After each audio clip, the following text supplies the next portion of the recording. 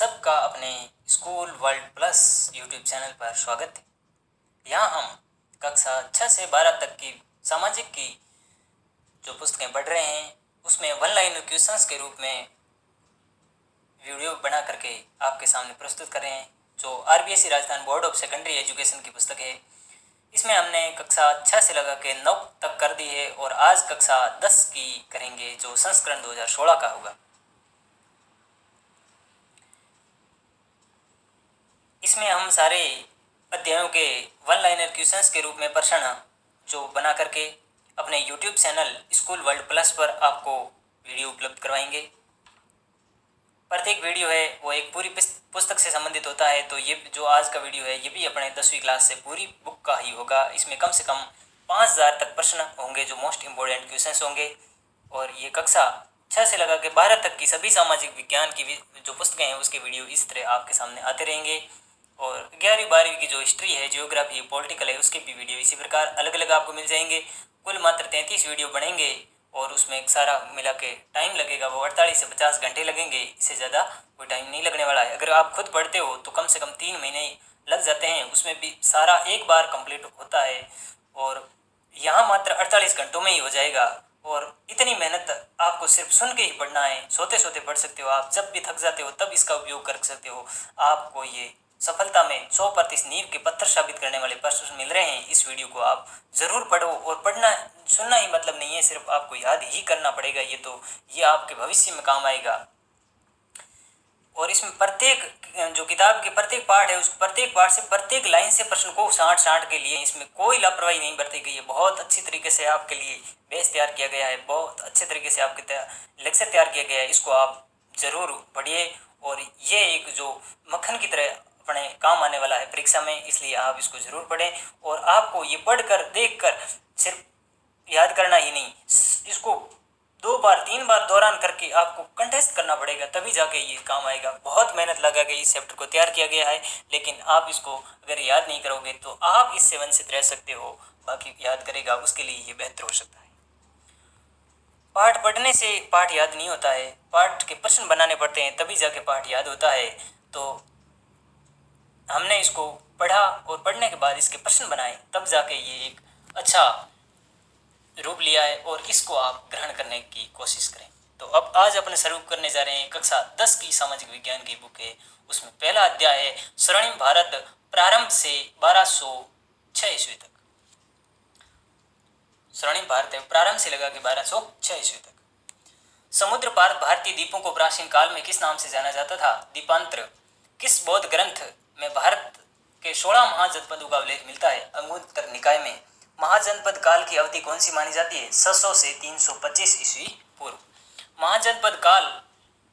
महाजनपद व्यवस्था में कितने प्रकार की शासन प्रणाली विद्यमान थी? 2 प्रकार की, राजतंत्रात्मक व गणतंत्रात्मक शासन व्यवस्था थी। महाजनपद काल में कौन सी राजतंत्र शक्तिशाली श्रेणी में थे? कौशल, वत्स, अवंती व मगध।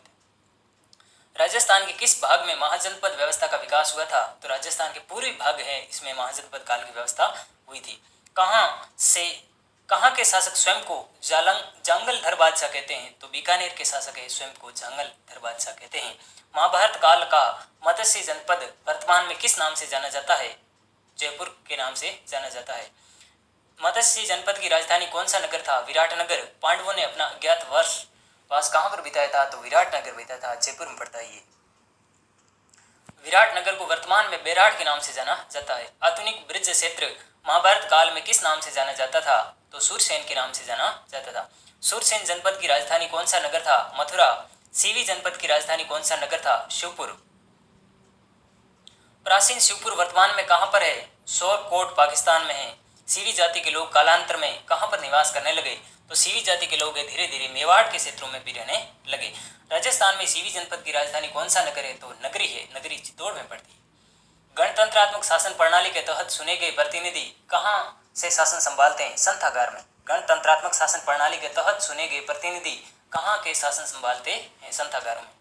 संथागार के प्रतिनिधि के द्वारा अपना विचार देना क्या कहलाता है? अंगुत्तर निकाय। जनपदों की सबसे बड़ी सभा को क्या कहा जाता है? संथागार। नंद वंश का अंतिम राजा कौन था? घनानंद। मौर्य वंश का संस्थापक कौन था? चंद्रगुप्त। चंद्रगुप्त का गुरु कौन था? कौटिल्य, चाणक्य। चंद्रगुप्त ने किस यूनानी योद्धा को पराजित किया?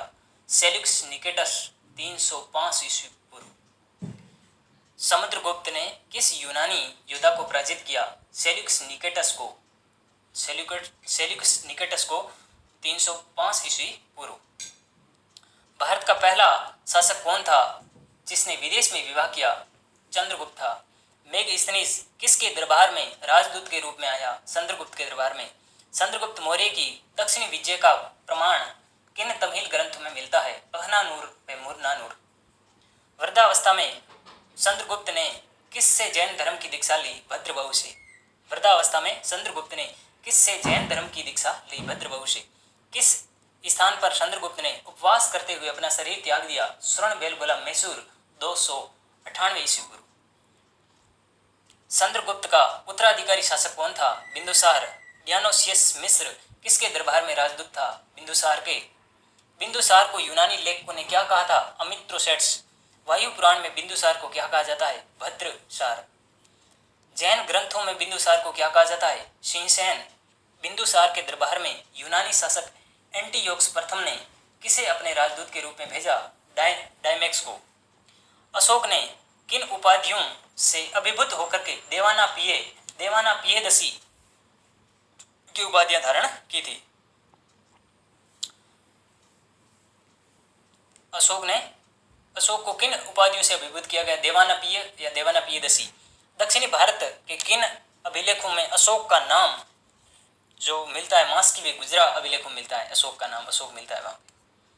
सम्राट अशोक की पत्नी का क्या नाम था? कारुबाकी विदिशा की राजकुमारी थी। राज्याभिषेक की कितने वर्ष के बाद में अशोक ने कलिंग युद्ध लड़ा? 8 वर्ष के बाद में, 261 ईस्वी पूर्व में। अशोक ने आक्रमण के समय कलिंग का राजा कौन था? नंदराज। अशोक को बौद्ध धर्म में किसने दीक्षित किया? श्रवण निग्रोध व उपगुप्त ने। अशोक को बौद्ध धर्म में किसने दीक्षित किया था? तो श्रवण निग्रोध व उपगुप्त ने। अशोक ने किसके स्थान पर धम घोष को बनाया? भैरी घोष के स्थान पर। युद्ध में नगाड़े की आवाज। बौद्ध धर्म को स्वीकार करने से पहले अशोक किसका उपासक था? शिवजी का उपासक था।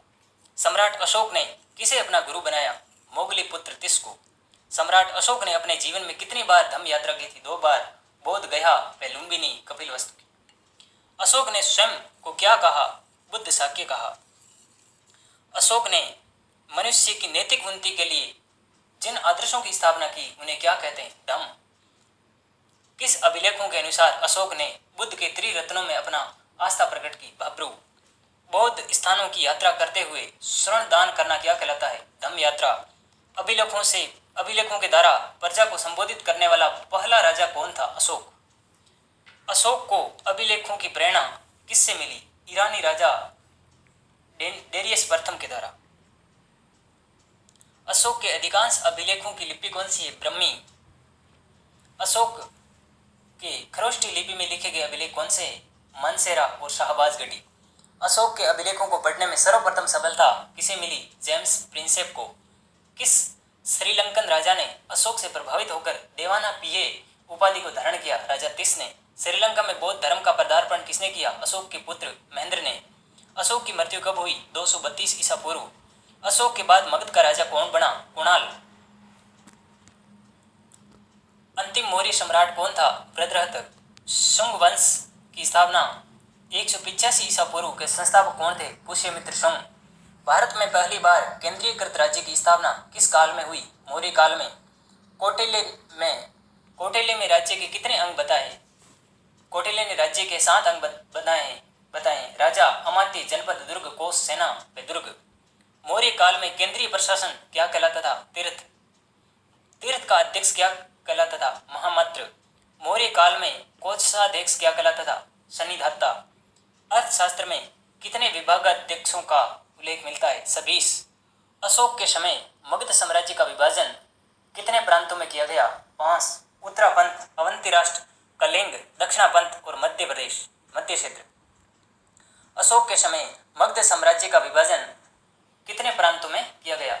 उत्तरापंथ, अवंती राष्ट्र, कलिंग और दक्षिणापंथ व मध्य क्षेत्र। मौर्य काल में प्रांतों का प्रशासन किसके पास होता था? राजवंशीय, कुमार अथवा राजपुत्र के पास। मौर्य काल में प्रांतों का विभाजन किस में किया गया? विश्व में। मौर्यकालीन प्रशासन की सबसे छोटी इकाई कौन सी थी? गोप। गोप कितने गांवों का शासन संभालता था? 10। मेगास्थनीज के अनुसार मौर्य काल में नगर प्रशासन हेतु कितनी समितियां बनाई गई? 6। प्रत्येक समिति में 5-5 सदस्य होते थे। मौर्य काल में सैनिक प्रबंधन देख रेख करने वाला अधिकारी क्या कहलाता था? अंतपाल। मौर्य काल में सेना के कितने भाग थे? 5 भाग थे, पैदल, अश्व, हाथी, रथ और नौसेना। मौर्य काल में न्यायालय में कितने प्रकार थे? 2 प्रकार थे न्यायालय के, धर्मस्थलीय न्यायालय व कंटक शोधक न्यायालय। मौर्य काल में नगर न्यायाधीश को क्या कहा जाता था? व्यवहारिक महामंत्र। मौर्य काल में जनपद न्यायाधीश क्या कहलाता था? राजुक। इंडिका का लेखक कौन है? मेगास्थनीज। इंडिका में भारतीय समाज का वर्गीकरण कितनी जातियों में किया? 7। कौटिल्य ने मौर्य काल में जाति व्यवस्था का आधार क्या बताया? वर्ण व्यवस्था। कौटिल्य की जो पुस्तक है उसमें वर्ण व्यवस्था बताया। सुप्रसिद्ध संस्कृत व्याकरण पतंजलि किसका पुरोहित था? पुष्यमित्र शुंग का था। सातवाहन वंश की नींव किसने रखी थी? शिमुक ने। सातवाहन वंश अन्य किस नाम से प्रसिद्ध हुआ? आंध्र वंश के नाम से। शिमुक का राज्यकाल कब माना जाता है? शिमुक का राज्यकाल है वो 37 ईसा पूर्व और जो शुंग का है वो 185 ईसा पूर्व। किस सातवाहन वंश ने सिक्कों पर जल पोत का चित्रण करवाया था? वो यश्री ने करवाया था, यज्ञश्री एक था उसने करवाया था। गुप्त वंश 275 ईस्वी पूर्व के संस्थापक कौन थे? श्रीगुप्त। किस गुप्त शासक के पास में महाराजा की उपाधि थी? घटोत्कच के पास में। गुप्त वंश के किस शासक के पास महाराजा धीराज की उपाधि थी? चंद्रगुप्त प्रथम के पास में। गुप्त संवत किसके द्वारा चलाया गया? चंद्रगुप्त प्रथम के द्वारा गुप्त संवत चलाया गया और महाराजा धीराज की इसके पास उपाधि थी। महाराज की उपाधि थी वो घटोत्कच के पास में थी। और गुप्त वंश का संस्थापक है वो श्रीगुप्त है 275 ईस्वी पूर्व में। गुप्त वंश किसके द्वारा चलाया गया? चंद्रगुप्त प्रथम के द्वारा। और हरिसेन किसका दरबारी कवि था? हरिसेन है वो समुद्रगुप्त का कवि था। समुद्रगुप्त की सैनिक उपलब्धियों का वर्णन हरिसेन ने किस अभिलेख में किया है? इलाहाबाद प्रशस्ति एक है उसमें इसका उल्लेख किया है। समुद्रगुप्त की सैनिक उपलब्धियों का वर्णन। समुद्रगुप्त के सिक्कों पर कौन सा वाक्य उत्कीर्ण है? अश्वमेघ पराक्रम। किस शासक के सिक्कों पर उसकी वीणा बजाते हुए चित्र का उत्कीर्ण है? तो वो है समुद्रगुप्त। कौन सा गुप्त शासक अभी कोई युद्ध नहीं हारा? समुद्रगुप्त कोई युद्ध नहीं हारा था। किस शासक को संगीत प्रेमी तथा कवि राज कहा जाता है? समुद्रगुप्त को। समुद्रगुप्त द्वितीय अन्य किस नाम से जाना जाता है? देवराज व देवगुप्त के नाम से। चंद्रगुप्त द्वितीय अन्य किस नाम से जाना जाता है? देवराज व देवगुप्त के नाम से। विक्रमादित्य की उपाधि चंद्रगुप्त द्वितीय ने कब धारण की? विक्रमादित्य की उपाधि चंद्रगुप्त द्वितीय ने कब धारण की? शक विजय के बाद में। नालंदा विश्वविद्यालय का संस्थापक किसे माना जाता है? कुमारगुप्त को। मौर्य द्वारा निर्मित सुदर्शन झील का जीर्णोद्धार किस गुप्त शासक के द्वारा करवाया गया? स्कंदगुप्त के द्वारा। मौर्यों के द्वारा निर्मित सुदर्शन झील का जीर्णोद्धार किस गुप्त शासक के द्वारा करवाया गया? तो वो स्कंदगुप्त के द्वारा इसका जीर्णोद्धार करवाया गया जो मौर्यों के द्वारा निर्मित थी। किस गुप्त शासक ने सिंहासन पर बैठने से पूर्व हुणों मलेशों को हराया? स्कंदगुप्त ने। मुद्रा राक्षस नामक किसकी रचना है? विशाखदत्त की। मुद्रा राक्षस नाटक किसकी रचना है? विशाखदत्त की। मृच्छकटिक नाटक का लेखक कौन था? क्षुद्रक। चीनी यात्री फाहियान किसके काल में भारत आया? चंद्रगुप्त द्वितीय के काल में। गुप्त काल में समाज में सर्वोच्च स्थान किसे प्राप्त था? ब्राह्मणों को। गुप्त काल में समाज में सर्वोच्च स्थान किसे प्राप्त था? ब्राह्मणों को। पुष्यभृत्य वंश वर्धन वंश का अंतिम शासक कौन था? हर्षवर्धन। पुष्यभृत्य वंश वर्धन वंश का अंतिम शासक कौन था? हर्षवर्धन। चीनी यात्री अवेन्सांग किसके काल में भारत आया? हर्षवर्धन के। हर्षवर्धन किसका उपनाम था? सूर्य व शिव का। हर्षवर्धन किसका उपनाम था? हर्षवर्धन है वो सूर्य व शिव का उपनाम था। पाल वंश का संस्थापक कौन था? गोपाल 750 ईस्वी। पाल वंश का सबसे महान शासक कौन था? धर्मपाल। पाल वंश का सबसे महान शासक कौन था? धर्मपाल। राष्ट्रकूट वंश का संस्थापक कौन था? दंतेदुर्ग। राष्ट्रकूट वंश का संस्थापक कौन था? दंतेदुर्ग 736 ईस्वी। राष्ट्रकूट शासक किस धर्म के प्रबल समर्थक थे? वैदिक धर्म के। अरबों ने राष्ट्रकूट शासकों को क्या कहा? बलराहा व बलराज कहा। अरबों ने राष्ट्रकूट शासकों को क्या कहा? बलराहा व बलराज। राष्ट्रकूट राजवंश का अंतिम शासक कौन था? कर्क द्वितीय। राष्ट्रकूट राजवंश का अंतिम शासक कौन था? कर्क द्वितीय। गुर्जर प्रतिहार राजवंश का संस्थापक कौन था?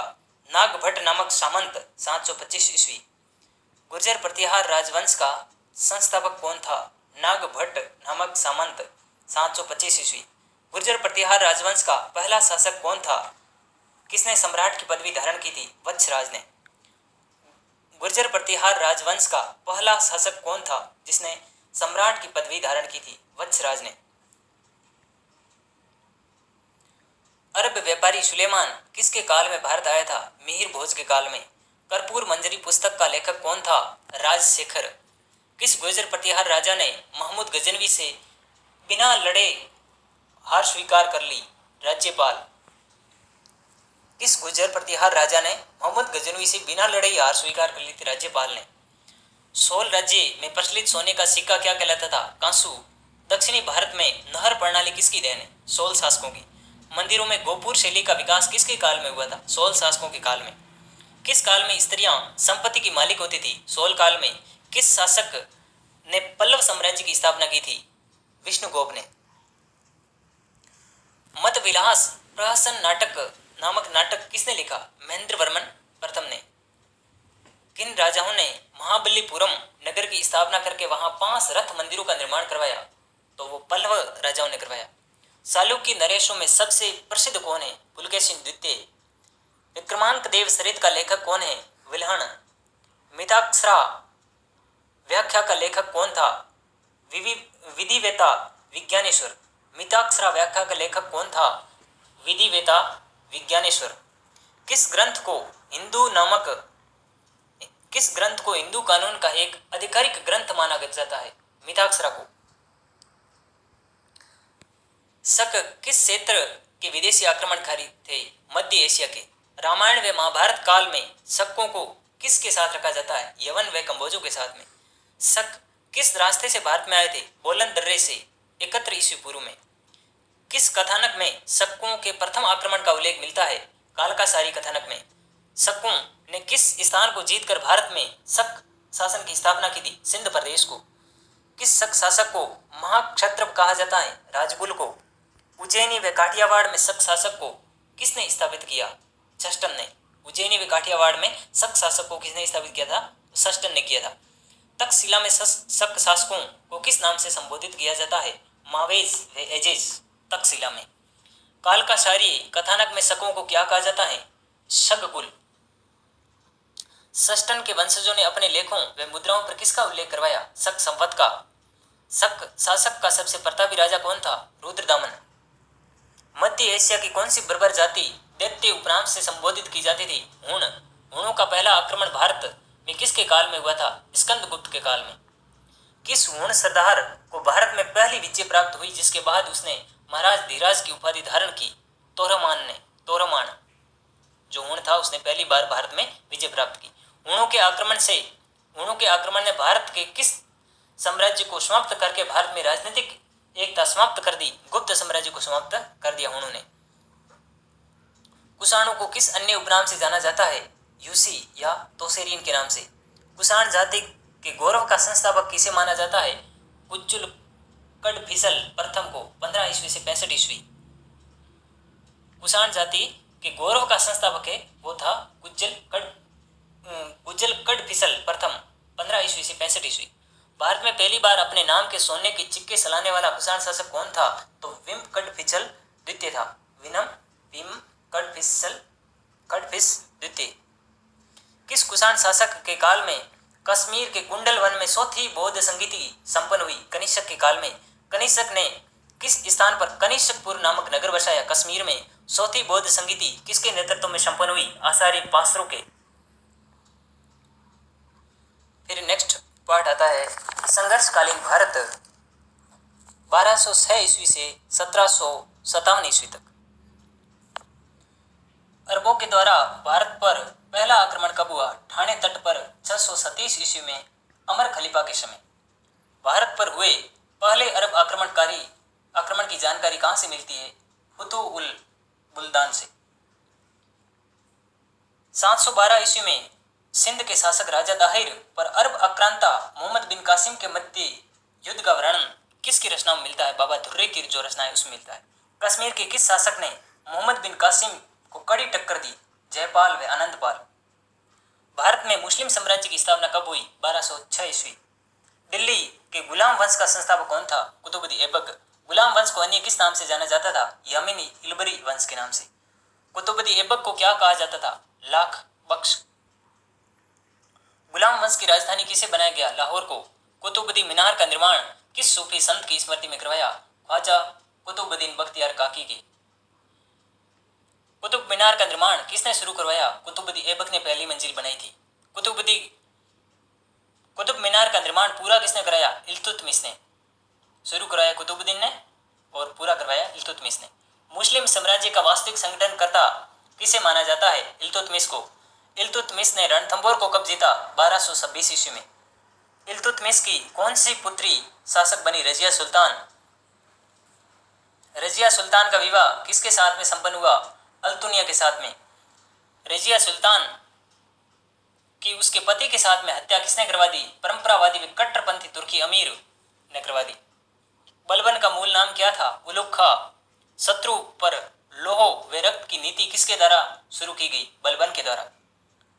बलबन की मृत्यु 1286 के बाद सत्ता संघर्ष में कौन अगला शासक बना? जलालुद्दीन शासक बना।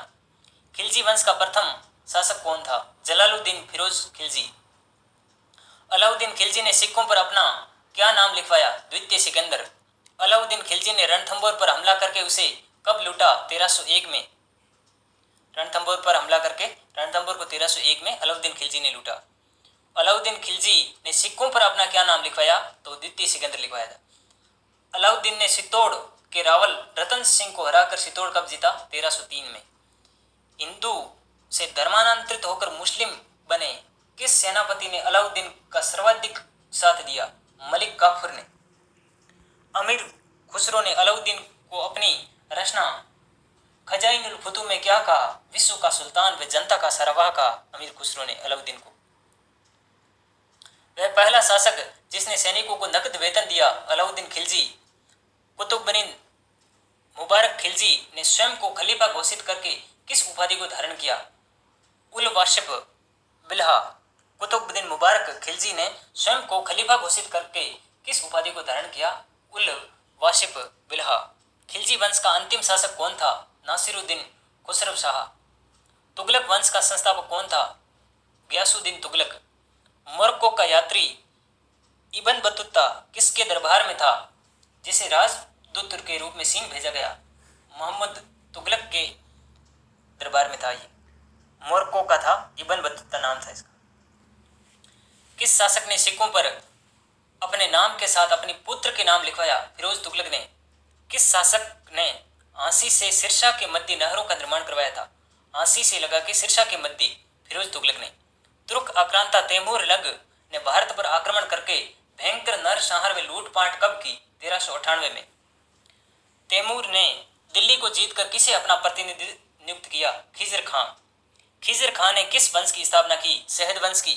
शहद वंश ने किस शासक ने सर्वशाह की उपाधि धारण की? मुबारक शाह ने। लोधी वंश का पहला शासक कौन था जिसने दिल्ली पर आक्रमण किया? बहलोल लोधी। लोधी वंश ने किस शासक ने सिकंदर शाह की उपाधि धारण की? निजाम शाह ने। लोधी वंश के किस शासक ने राणा सांगा से युद्ध किया था? इब्राहिम लोधी ने। पानीपत का युद्ध किसके बीच लड़ा गया? बाबर व इब्राहिम लोधी के मध्य। भारत में मुगल वंश की स्थापना किस युद्ध के बाद हुई? पानीपत का प्रथम युद्ध के बाद। सुल्तान की उपाधि धारण करने वाला पहला शासक कौन था? मोहम्मद गजनवी, तुर्की शासक था। युद्ध के समय लूट का माल क्या कहलाता था? खम्स। मोहम्मद तुगलक ने भूमि को कृषि योग्य बनाने हेतु किस विभाग की स्थापना की थी? दीवान अमीर कोही की स्थापना मोहम्मद तुगलक ने। भारत में मुगल साम्राज्य का संस्थापक किसे कहा जाता है? बाबर को। 1526 में ये बाहर से बाबर आता है। बादशाह की उपाधि धारण करने वाला पहला तैमूर वंशी शासक कौन था? बाबर, जिसने बादशाह की उपाधि धारण की थी। खानवा का युद्ध 1527 में बाबर ने किस पत्ती से लड़ा था? तुलुगमा पत्ती से। खानवा के युद्ध में विजय होकर बाबर ने कौन सी उपाधि धारण की? गाजी की। खानवा के युद्ध में मुगल सेना में जोश भरने के लिए बाबर ने कौन सा नारा दिया? जिहाद का। बाबर को आगरा में दफनाने के बाद में दोबारा उसकी इच्छा अनुसार कहाँ दफनाया गया? काबुल में। बाबर के द्वारा अपनी दिनचर्या पर लिखी गई पुस्तक कौन सी है? बाबरनामा, तुजुक-ए बाबरी। बाबर के द्वारा तुर्की भाषा में लिखी गई पुस्तक बाबरनामा का फारसी अनुवाद किसने किया? अब्दुल रहीम खान खाना ने। हुमायूं ने किस नए शहर की स्थापना की थी? दीन पन्हा की। हुमायूं को किस युद्ध में शेर खां से पराजित किया होना पड़ा? बक्सर के पास सोचा के युद्ध में 1539 में। हुमायूं को किस युद्ध में शेर खां से पराजित होना पड़ा? बक्सर के पास में चोचा का युद्ध होता है 1539 में। सोसा युद्ध में विजय होकर शेर खां ने अपना नाम क्या रखा? शेर शाह। शेर शाह का मूल नाम क्या था? फरीद खां। किस युद्ध में हुमायूं युद्ध भूमि में हारकर भाग गया व दिल्ली की सल्तनत शेर शाह को मिली? कन्नौज या बिलग्राम का युद्ध 1540 में। अकबर की मां कौन थी? हमीदा थी। भटकल के शेख अली अख्तर की पुत्री थी वो, पाकिस्तान से। हुमायूं दोबारा दिल्ली की गद्दी पर कब बैठता है आकर के? तो हुमायूं दोबारा है जो दिल्ली की गद्दी, एक बार तो बिलग्राम का युद्ध होता है 1540 में, तब तो भाग जाता है, शेर शाह को मिल जाती है वो सल्तनत वहाँ की दिल्ली की, और उसके बाद ही वापस आता है। जब आता है 23 जुलाई 1955 को ये वापस आ जाता है। सूर साम्राज्य का संस्थापक कौन था? जब शेर खां की मृत्यु हो जाती है उसके बाद ये वापस आता है 1526 में। सूर साम्राज्य का संस्थापक कौन था? फरीद खां को शेर खां की उपाधि किसने दी थी? बिहार के शासक बहार खां ने दी थी फरीद खां को शेर खां की उपाधि। बिहार के शासक बहार खां ने। मारवाड़ के किस शासक के विरुद्ध शेरशाह बड़ी मुश्किल से जीत पाया था? मालदेव। वो जेता कुंपा के मध्य हुआ था, मालदेव तो वहां से चले गए थे। जेता व कुंपा किसके सेनापति थे? मालदेव के। मैं मुट्ठी भर बाजरा के लिए पूरे हिंदुस्तान की सल्तनत खो देता, ये किसने कहा? शेरशाह ने कहा है। किस अभियान पर शेरशाह की बारूद में विस्फोट हो गई थी? बारूद में विस्फोट में मृत्यु हो गई थी, तो कालिंजर अभियान हुआ था 1544 में, तब ये उनकी मृत्यु हो जाती है शेरशाह की, और ये 55 में वापस आता है हुमायूं। शेरशाह ने पेशावर से बंगाल के सोनार गांव तक किस सड़क का निर्माण करवाया था? ग्रैंड ट्रक रोड का। शेरशाह का मकबरा कहाँ है? सासाराम, बिहार में। अकबर का जन्म कहाँ पर हुआ था? अमरकोट, पाकिस्तान में 1542 में हुआ था, क्योंकि हुमायूं पाकिस्तान चला गया था और वहीं रहता था, इसलिए। यहाँ की जो दिल्ली की सल्तनत है वो शेरशाह के पास थी उस टाइम। तो हुमायूं का बेटा अकबर है, उसका जन्म अमरकोट में होता है, पाकिस्तान में। अकबर का राज तिलक किसने किया था? बैराम खान ने, जो ईंटों का एक राज सिंहासन लगा के किया था। ईंटों का सिंहासन बनाकर अकबर का राज तिलक किस स्थान पर किया था? तो वो किया था कल्लानौर 1556 में, कल्लानौर में। पानीपत का दूसरा युद्ध किसके बीच लड़ा गया? बैरम खां व हेमू के मध्य लड़ा गया। किस अफगान सेनापति ने 22 युद्ध जीतकर राजा विक्रमादित्य की उपाधि प्राप्त की थी? तो हेमू ने की थी। हेमू किसका सेनापति था? मोहम्मद आदिल शाह का। अकबर ने रणथंभौर का किला किससे जीता? सुरजनहाड़ा से जीता था। अकबर ने मालवा, सुनार व गोंडवाना का किला किससे जीता? बाज बहादुर से। अकबर ने जो मालवा और सुनार व गोंडवाना का किला था वो बाज बहादुर से जीता। रणथंभौर का सुरजनहाड़ा से जीता। हल्दी घाटी के युद्ध में अकबर का सेनापति कौन था? मानसिंह था। अकबर की अंतिम विजय कौन सी थी? असीरगढ़ की 1601 में। किस विद्रोही को कुचलने के कारण अब्दुल रहीम को खान की उपाधि दी गई? गुजरात के विद्रोह को कुचलने के कारण अब्दुल रहीम खान की उपाधि दी गई। किस युद्ध में बीरबल मारा गया? यूसुफ जईयों के हमले में। यूसुफ जईयों का एक हमला हुआ था, उसमें बीरबल मारा जाता है। अकबर का देहांत कब होता है? 1605 में। अकबर का मकबरा कहाँ है? सिकंदरा में। अकबर ने किस धर्म का प्रवर्तन किया? दीन इलाही का। अकबर ने कौन सा कैलेंडर जारी किया? इलाही संवत 1583। दीन इलाही धर्म का प्रधान पुरोहित कौन था? अबुल फजल। अकबर के साथ संधि करने वाला पहला राजपूत शासक कौन था? भारमल कछवाहा। अकबर की शाही राजधानी कौन सी थी? फतेहपुर सीकरी। जहांगीर के विद्रोह को दबाने के लिए अकबर ने किसे भेजा? अब्दुल फजल को। जहांगीर के विद्रोह को दबाने के लिए अकबर ने किसे भेजा? अबुल फजल को। किस सिख गुरु को जहांगीर ने मृत्युदंड दिया? गुरु अर्जुन देव को। नूरजहां का मूल नाम क्या था? मेरू निशा। कैप्टन हकीम व सर टॉमस रो किसके दरबार में आए? जहांगीर के। किसने बचपन का नाम खुर्रम था? शाहजहां। शाहजहां के बचपन का नाम खुर्रम था। खुर्रम का विवाह किससे हुआ था? अर्जुमंद बानो बेगम मुमताज महल के साथ में। शाहजहां को किसने 1657 में आगरा के किले में कैद किया? औरंगजेब ने। इसका बेटा था, उसने पिता को कैद कर दिया 1657 में। धर्मट का युद्ध किसके बीच में लड़ा गया? दारा शिकोह व औरंगजेब के मध्य। शाहजहां की मृत्यु कब हुई? 1666 ईस्वी में। पुरंदर की संधि किसके मध्य हुई? शिवाजी व राजा जयसिंह के मध्य जून 1665 में। किस मुगल बादशाह ने हिंदू व्यापारियों पर कर बढ़ाते हुए मंदिर तुड़वाए? औरंगजेब ने। किस मुगल बादशाह ने हिंदू व्यापारियों पर कर बढ़ाते हुए मंदिर तुड़वाए? औरंगजेब ने। औरंगजेब की मृत्यु कब हुई? 1707 अहमदनगर में। औरंगजेब ने किस सिख गुरु की हत्या करवाई? गुरु तेग बहादुर की करवाई थी औरंगजेब ने।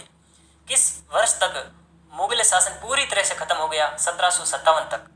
मुगल काल में शासन कितने सूबों में विभक्त था? 21। अकबर के समय 15, औरंगजेब के समय 21 थे। राव शेखा किसका पुत्र था? राव शेखा मुगल का पुत्र था। शिकारगढ़ का किला किसने बनवाया? राव शेखा ने। शेखावत उपसर्ग का संस्थापक कौन था? शेखावत उपसर्ग एक था, उसका संस्थापक था राव शेखा। राव शेखा ने अपने जीवन में कितने युद्ध लड़े? 52। अमीर देव का राज्यारोहण कब हुआ? 1282 में अमीर देव का। अमीर ने विजय अभियान संपन्न होने पर कौन सा यज्ञ करवाया? कोटि यजन यज्ञ। कोटि यजन यज्ञ करवाया था अमीर देव ने विजय अभियान संपन्न होने पर। अमीर ने जीवन काल में कुल कितने युद्ध लड़े? 17। 16 में विजय रहा अमीर। उलुग खां व नुसरत खां किसके सेनापति थे? अलाउद्दीन खिलजी के। रणथंभौर दुर्ग की कुंजी किसे कहते हैं? जहीन दुर्ग को। किस मंगोल सेनापति ने अमीर के यहाँ शरण ली थी? मोहम्मद शाह व केबनू। किस मंगोल सेनापति ने अमीर के यहाँ पर शरण ली थी? मोहम्मद शाह व केहनबू। अमीर के किन सेनापति ने अलाउद्दीन की सेना को पूरी तरह से हराकर उसे लूटा? अमीर के किन सेनापतियों को अलाउद्दीन की सेना को पूरी तरह से हराकर उसे लूटा? भीम सिंह व धर्म सिंह, ये दो थे अमीर के सेनापति, इन्होंने अलाउद्दीन की सेना को पूरी तरह से लूटा था।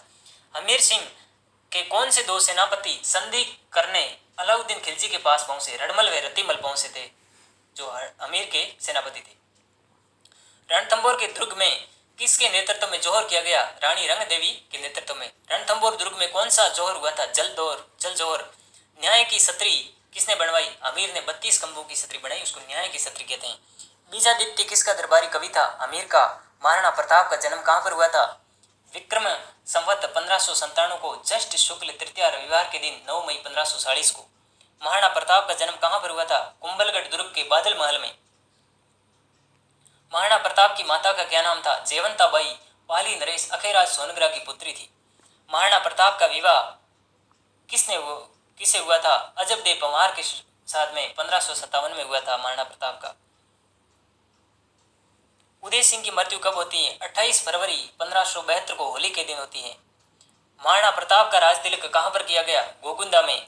अकबर ने महाराणा प्रताप की अधीनता स्वीकार करवाने के लिए कितने शिष्टमंडल भेजे? 4। उलुग खां, मान सिंह और भगवान दास व टोडरमल। अकबर ने महाराणा प्रताप को अधीनता स्वीकार करवाने के लिए कितने शिष्टमंडल भेजे? 4। उलुग खां कितने जो शिष्टमंडल भेजे थे? जलाल खां, मान सिंह, भगवान दास और टोडरमल। प्रताप को बंदी बनाने की योजना अकबर ने किस दुर्ग में बनाई? अकबर ने मैगजीन का किला अजमेर में है, वहां ये योजना बनाई थी। प्रताप के विरुद्ध अकबर ने किसे अपना प्रधान सेनापति नियुक्त किया? मान सिंह को। अकबर ने प्रताप के विरुद्ध मान सिंह का सहायक किसे नियुक्त किया? आसफ खां को। हल्दी घाटी का युद्ध कब हुआ? 18 जून 1576 को। अकबर का नागौर दरबार कब लगा? 1570 में लगा। हल्दी घाटी के युद्ध में राणा प्रताप की ओर से किन हाथियों ने शक्ति प्रदर्शन किया था? राणा प्रताप की ओर से तो किया था पूर्णा व राम प्रसाद ने। राणा प्रताप की ओर से पूर्णा व राम प्रसाद ने। और मुगलों की ओर से किन हाथियों ने मेवाड़ के विरुद्ध युद्ध किया था? तो वो था गजमुक्ता, गजराज व मर्दाना। गजराज, गजमुक्ता व मर्दाना ये तो थे मुगलों के, जबकि महाराणा प्रताप के थे वो थे पूना व राम प्रसाद। हल्दी घाटी युद्ध में मानसिंह किस पर सवार था? मर्दाना नामक हाथी पर। हल्दी घाटी के युद्ध में महाराणा प्रताप का प्रधान सेनापति कौन था? हकीम खां सूर। किस मुगल प्रतिहार ने हल्दी घाटी युद्ध में भाग लिया? बदायूनी ने। यह मुगल इतिहासकार था जो हल्दी घाटी के युद्ध में भाग लेते हैं, बदायूनी। किस मुगल सेना प्रभारी ने हल्दी घाटी युद्ध में अकबर के आने की झूठी खबर फैलाई थी? मित्र खां ने फैलाई थी कि अकबर आ रहे हैं वरना ये जीत नहीं होती। हल्दी घाटी का युद्ध का दूसरा चरण कहां पर लड़ा गया? बनास के किनारे रक्त ताल पर लड़ा गया। वहां खून की नदियां बह रही थी, इसलिए वहां रक्त का ताल ही बन गया था। किस हाथी का नाम अकबर ने बदलकर पीर प्रसाद रखा? तो राम प्रसाद हाथी था जो प्रताप का, उसका नाम बदल करके पीर प्रसाद उसका नाम रख दिया अकबर ने।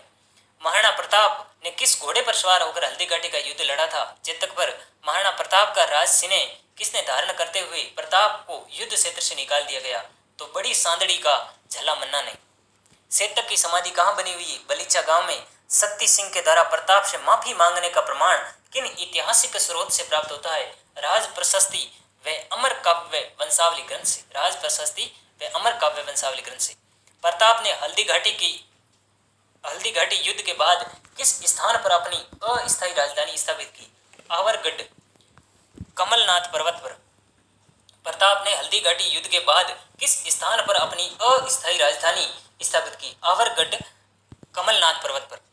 महाराणा प्रताप ने किस प्रसिद्ध मंदिर का निर्माण करवाया था? नीलकंठ महादेव का। प्रताप ने सावंड किससे जीता था? लूणा सावंडिया से। प्रताप ने सावंड किससे जीता था? लूणा सावंडिया से। सावंड में प्रताप ने किसका मंदिर बनाया था? सावंड में प्रताप ने चामुंडा माता का मंदिर बनाया था। प्रताप की मृत्यु कब होती है? सावंड में होती है 19 जनवरी 1597 को। महाराणा प्रताप की छतरी कहाँ बनी हुई है? बारडोली में खेजड़ बांध के किनारे। राव चंद्रसेन किसका पुत्र था? मालदेव का। मालदेव की माता कौन थी? स्वरूप दे। राव चंद्रसेन ने किस भाई ने अकबर की सहायता मांगी थी? राव चंद्रसेन के किस भाई ने अकबर की सहायता मांगी थी? तो एक भाई था राव चंद्रसेन का, राम नाम का, उसने जाकर अकबर की सहायता मांगी थी। अकबर के हमले के बाद चंद्रसेन किसकी शरण में गया? अकबर के हमले के बाद है वो चंद्रसेन भाद्रा जोधपुर के वहाँ शरण में चले जाते हैं। राजस्थान का भूला बिसरा राजा चंद्रसेन को कहते हैं। राव चंद्रसेन की समाधि कहाँ है? ससियाना पाली में।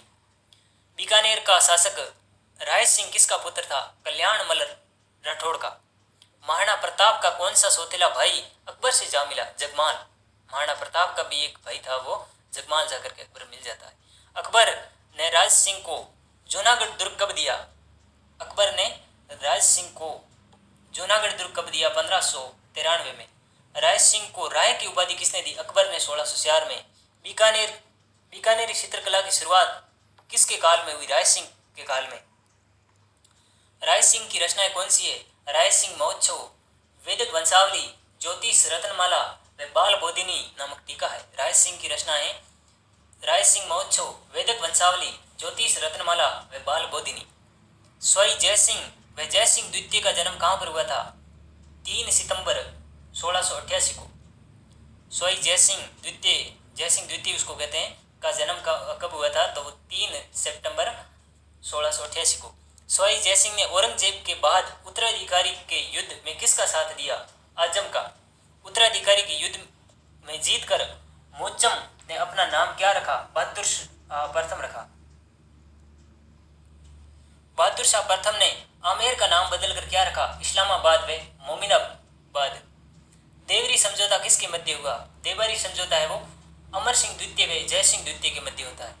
जय सिंह द्वितीय ने भरतपुर के बदन सिंह को किस उपाधि के साथ डींग की जागीर उपहार में दी थी? ब्रजराज के उपाधि दी, और जो डींग की जागीर भी उसको दे दी बदन सिंह को, जय सिंह द्वितीय ने।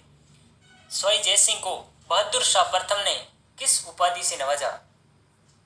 स्वाई जय सिंह को बहादुर शाह प्रथम ने वो राजशेखर श्रीराज धीराज स्वाई के नाम से नवाजा था।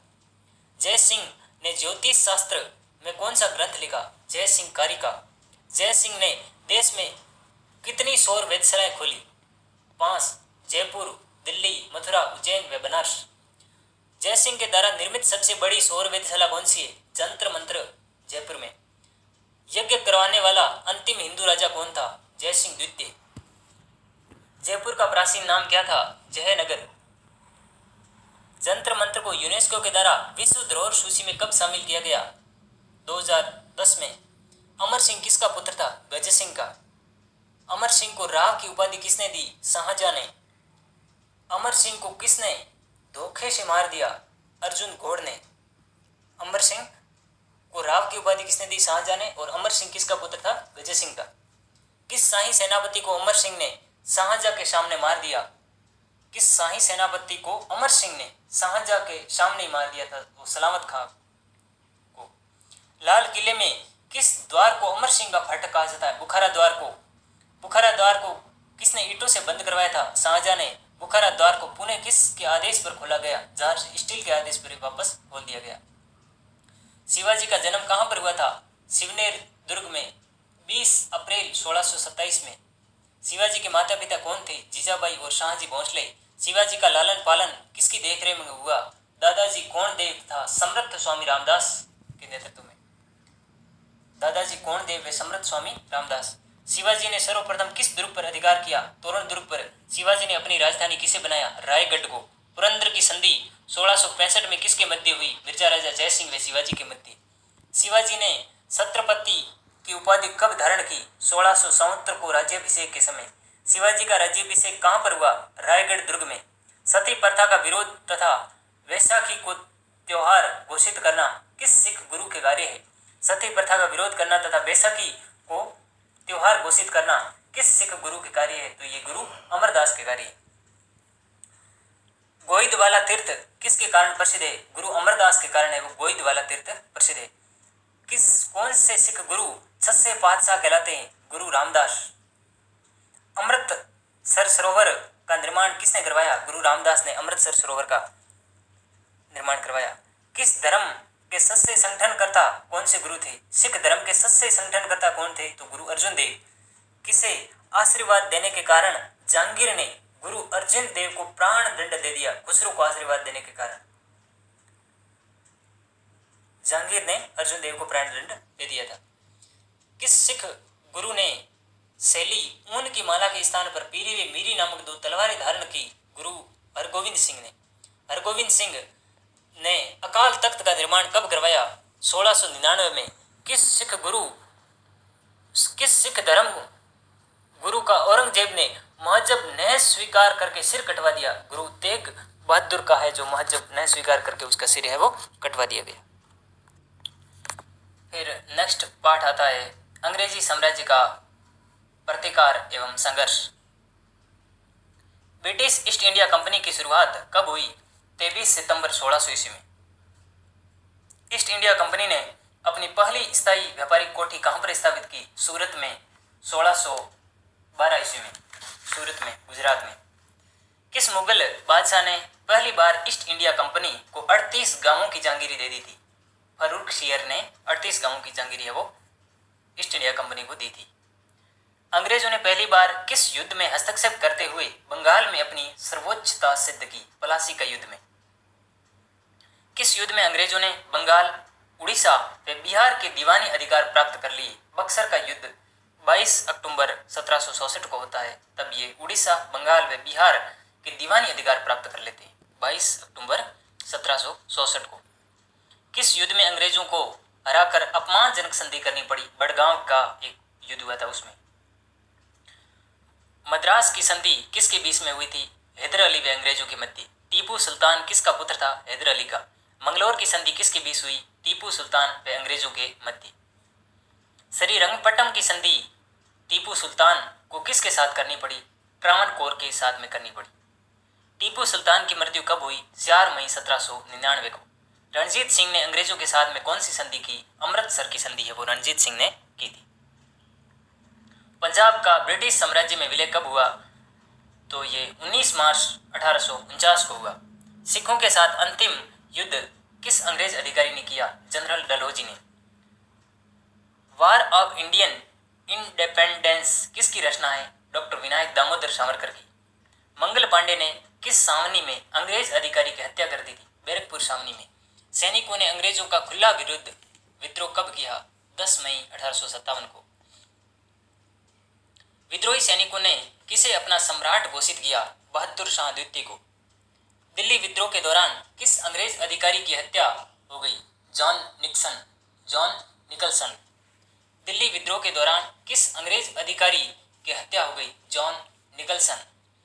किस अंग्रेज अधिकारी ने सम्राट के 2 पुत्रों व एक पौत्र को गोली मार दी गई? Lieutenant Hudson. British resident Henry Lawrence की मृत्यु किस विद्रोह के दौरान हुई? लखनऊ। पंजाब की सेना किस स्थान पर विद्रोह को दबाने के लिए गई? दिल्ली। झांसी पर किस अंग्रेज अधिकारी ने हमला किया? Sir euros. रानी लक्ष्मीबाई अंग्रेजों से संघर्ष करते हुए किस स्थान पर वीर गति को प्राप्त हुई? ग्वालियर में 17 जून 1858 को। रानी लक्ष्मीबाई अंग्रेजों से संघर्ष करते हुए किस स्थान पर वीर गति को प्राप्त हुई? तो ग्वालियर में हुई 17 जून 1858 को। विद्रोह में क्रांति का नेतृत्व किसने किया? 80 वर्षीय कुंवर सिंह। बिहार में जो क्रांति हुई थी उसमें नेतृत्व है वो 80 वर्षीय कुंवर सिंह करते हैं। कुंवर सिंह ने किस अंग्रेज अधिकारी को युद्ध में हराया? मिलमेल, कर्नल डेक्स और मार्क व मेजर डाल्स को। कुंवर सिंह ने किन अंग्रेज अधिकारियों को युद्ध में हराया था? तो मिलमेल और कर्नल डेक्स तथा मार्क व मेजर डाल्स को। ईस्ट इंडिया कंपनी के द्वारा भारत को उपनिवेश में बदलने की प्रक्रिया कब शुरू की गई? 1764 में, बक्सर के युद्ध के बाद में। बंगाल में सन्यासी विद्रोह का वर्णन बंकिम चंद्र चटर्जी ने किस पुस्तक में मिलता है? तो आनंद मठ में। सन्यासी विद्रोह को पूर्णतः किस अंग्रेज अधिकारी ने दबाया? वॉरेन हेस्टिंग ने। कोल विद्रोह किस स्थान पर हुआ? रांची, सिंहभूमि, हजारीबाग और पलामऊ तथा मानभूमि पर। कोल विद्रोह किस स्थान पर हुआ? कोल विद्रोह है वो रांची, सिंहभूमि, हजारीबाग और पलामऊ तथा मानभूमि पर। संथाल विद्रोह का नेतृत्व किसके द्वारा किया गया? सिद्धू व कान्हू के। संथाल विद्रोह का नेतृत्व किसके द्वारा किया गया? सिद्धू व कान्हू। भील विद्रोह की शुरुआत कहाँ से हुई? पश्चिमी तट के खान देश इलाके से। भील विद्रोह की शुरुआत भारत में कहाँ से हुई? तो पश्चिमी तट के खान देश इलाके से। भीलों के विद्रोह को किसने प्रोत्साहित किया? पेशवा बाजीराव द्वितीय ने। रामोसी विद्रोह का नेतृत्व किसने किया? चित्तर सिंह ने। भीलों के विद्रोह को किसने प्रोत्साहित किया? पेशवा बाजीराव द्वितीय ने। रामोसी विद्रोह का नेतृत्व किसने किया? चित्तर सिंह ने। महाराष्ट्र में क्रांतिकारी गतिविधियों का प्रारंभ किसने किया? वासुदेव बलवंत फड़के ने। हिंदू धर्म संरक्षण सभा 1893 का गठन किसके द्वारा किया गया? बालकृष्ण हरि छापेकर, दामोदर हरि छापेकर व वासुदेव हरि छापेकर। हिंदू धर्म संरक्षण सभा 1893 का गठन किसके द्वारा किया गया? बालकृष्ण हरि छापेकर, दामोदर हरि छापेकर व वासुदेव हरि छापेकर के द्वारा। छापेकर बंधुओं ने प्लेग महामारी के दौरान किन अंग्रेज अधिकारी की हत्या कर दी गई? कमिश्नर रेड व लेफ्टिनेंट एर्ट की कर दी 22 जून 1897 में। देश के बाहर स्वतंत्रता प्राप्ति हेतु क्रांतिकारी संगठन बनाने की शुरुआत किसने की? श्यामजी कृष्ण वर्मा ने। स्वशासन समिति को कालांतर में किस नाम से जाना जाता है? इंडिया हाउस के नाम से। श्यामजी कृष्ण वर्मा ने कौन सी मासिक पत्रिका का प्रकाशन प्रारंभ किया? India socialism. श्यामजी कृष्ण वर्मा ने कौन सी मासिक पत्रिका का प्रकाशन प्रारंभ किया? Indian socialism. विनायक दामोदर सावरकर ने किस संगठन की स्थापना की? मित्र मेला व अभिनव भारत। भारत में एकमात्र क्रांतिकारी जिन्हें 2 जन्मों की आजीवन कारावास की सजा दी गई, वीर सावरकर। सावरकर ने अपना अधिकांश जीवन किस जेल में व्यतीत किया? Cellular jail, Port Blair, Andaman. Bengal में क्रांतिकारी आंदोलन की शुरुआत किसने की? श्री पी मिश्रा ने। श्री पी मिश्रा ने किस संगठन की स्थापना की? अनुशीलन समिति की। भवानी मंदिर मुक्ति कौन पाथे? भवानी मंदिर मुक्ति कौन पाथे? युगांतर व संध्या किसकी रचना है? वारिंद्र कुमार घोष की। भवानी मंदिर और मुक्ति कौन पाथे, युगांतर व संध्या किसकी रचना है? वारिंद्र कुमार घोष की। यूरोप वासियों के द्वारा किस स्थान पर किसानों को जबरदस्ती नील की खेती के लिए बाध्य किया जाता था, जिसके विरोध में स्थानीय किसानों के द्वारा आंदोलन किया गया। चंपारण। यूरोप वासियों के द्वारा किस स्थान पर किसानों को जबरदस्ती नील की खेती के लिए बाध्य किया जाता था, जिसके विरोध में स्थानीय किसानों के द्वारा आंदोलन किया गया। चंपारण। अखिल भारतीय किसान सभा लखनऊ का गठन किया गया 11 अप्रैल 1937 को। अखिल भारतीय किसान सभा लखनऊ का गठन किया गया 11 अप्रैल 1937 को। प्रथम कृषक दिवस कब मनाया गया? 18 अक्टूबर 1937 को। अखिल भारतीय किसान सभा लखनऊ का गठन किया गया 11 अप्रैल 1937 को। और प्रथम कृषक दिवस कब मनाया गया? 18 अक्टूबर 1937 को। सार्वजनिक चेतना के द्वारा प्रारंभ होने वाला प्रथम राजनीतिक संगठन कौन सा था? Indian league. कलकत्ता में सुरेंद्र नाथ बनर्जी के नेतृत्व में किस संगठन की स्थापना हुई? इंडियन एसोसिएशन की। इंडियन नेशनल कांग्रेस की स्थापना किसके द्वारा की गई? एलन ऑक्टेवियन ह्यूम्स के द्वारा। कांग्रेस का प्रथम अधिवेशन 1885 में किसकी अध्यक्षता में संपन्न हुआ? व्योमेश चंद्र बनर्जी। कांग्रेस का प्रथम अधिवेशन कहां पर हुआ? बम्बई के गोकुलदास तेजपाल संस्कृत कॉलेज में। कांग्रेस ने किस काल को उदारवादी अथवा राजनीतिक भिक्षावर्ती काल कहा? तो 1885 से 90 तक का काल कांग्रेस के जो काल था वो उदारवादी व राजनीतिक भिक्षावर्ती काल था। कांग्रेस का कौन सा काल आदिवासी राजनीति या अतिवादियों का काल कहलाया? 1905 से 1919 तक। कांग्रेस का कौन सा काल अतिवादी और राजनीति व अतिवादियों का काल कहलाया? 1905 से 1919 तक। होम रूल लिंग पूना की स्थापना किसके द्वारा की गई? तिलक के द्वारा। किस कानून को काला कानून कहा गया? रोलेट एक्ट को 1919 में। जलियांवाला बाग हत्याकांड कब हुआ? 13 अप्रैल 1919 को। जलियांवाला बाग हत्याकांड का मुख्य दोषी कौन था? General Dyer. किस वीर क्रांतिकारी ने जनरल डायर को मारकर जलियांवाला का बदला लिया? उधम सिंह ने। खिलाफत आंदोलन भारतीय मुसलमानों के द्वारा किसके सम्मान में चलाया गया? तुर्की खलीफाओं के सम्मान में। भारत में खलीफा दिवस कब मनाया गया? 19 अक्टूबर 1919 को। खिलाफत आंदोलन के दौरान गांधी जी ने किस उपाधि को लौटा दिया? केसर हिंद की। सोरी सोरा कांड कब हुआ? 5 फरवरी 1922 को। कांग्रेस के अंतर्गत स्वराज्य पार्टी का गठन किसके द्वारा किया गया? मोतीलाल नेहरू व चित्तरंजन दास के द्वारा। साइमन कमीशन भारत कब पहुंचा? 3 फरवरी 1928 को। 1919 में भारत सरकार अधिनियम के कार्यों की समीक्षा हेतु किस कमीशन का गठन किया गया? साइमन कमीशन का। गांधी जी ने कांग्रेस की सदस्यता से त्याग पत्र कब दिया? 1933 में। गांधी अरविंद समझौता कब हुआ? 5 मार्च 1931 को। व्यक्तिगत सत्याग्रह के दौरान सबसे पहले सजा पाने वाले कांग्रेसी कौन थे? तो विनोबा भावे। भारत छोड़ो आंदोलन कब प्रारंभ हुआ? 9 अगस्त 1942 को। 8 अगस्त को स्वीकृति इसकी मिल गई थी। किस आंदोलन ने भारत को आजादी का मार्ग प्रशस्त किया? भारत छोड़ो आंदोलन ने। नेक्स्ट पार्ट आता है केंद्र सरकार। यदि राज्य अमूर्त व अदृश्य संस्था है तो उसे मूर्त रूप देने वाली संस्था क्या कहलाती है? सरकार। सरकार के कितने अंग हैं? 3। व्यवस्थापिका, कार्यपालिका, न्यायपालिका। भारतीय संविधान में संघीय व्यवस्थापिका को क्या नाम दिया गया? संसद। भारतीय संघ की एक संसद होगी ऐसी व्यवस्था संविधान के किस अनुच्छेद में की गई है? अनुच्छेद 79 में। संसद का कौन सा सदन प्रथम अथवा लोकप्रिय सदन कहलाता है? लोकसभा। लोकसभा की सदस्य संख्या प्रारंभ में कितनी निर्धारित की गई? 500। किस अधिनियम में अधिकतम लोकसभा सदस्य की संख्या है? किस अधिनियम में अधिकतम लोकसभा सदस्य की संख्या 552 निश्चित की गई है? गोवा दमन दीव पुनर्गठन अधिनियम के तहत 1987 में। लोकसभा में अधिकतम कितने सदस्य राज्य निर्वासित क्षेत्रों से होते हैं? 530। लोकसभा में राष्ट्रपति कितने आंग्ल भारतीय वर्ग के सदस्यों को मनोनीत कर सकते हैं? 2। लोकसभा में सदस्य हेतु न्यूनतम आयु योग्यता निर्धारित की है 25 वर्ष। प्रधानमंत्री के परामर्श से अब तक कितनी बार राष्ट्रपति के द्वारा लोकसभा को उसके कार्यकाल से पहले ही भंग किया जा चुका है? 9 बार।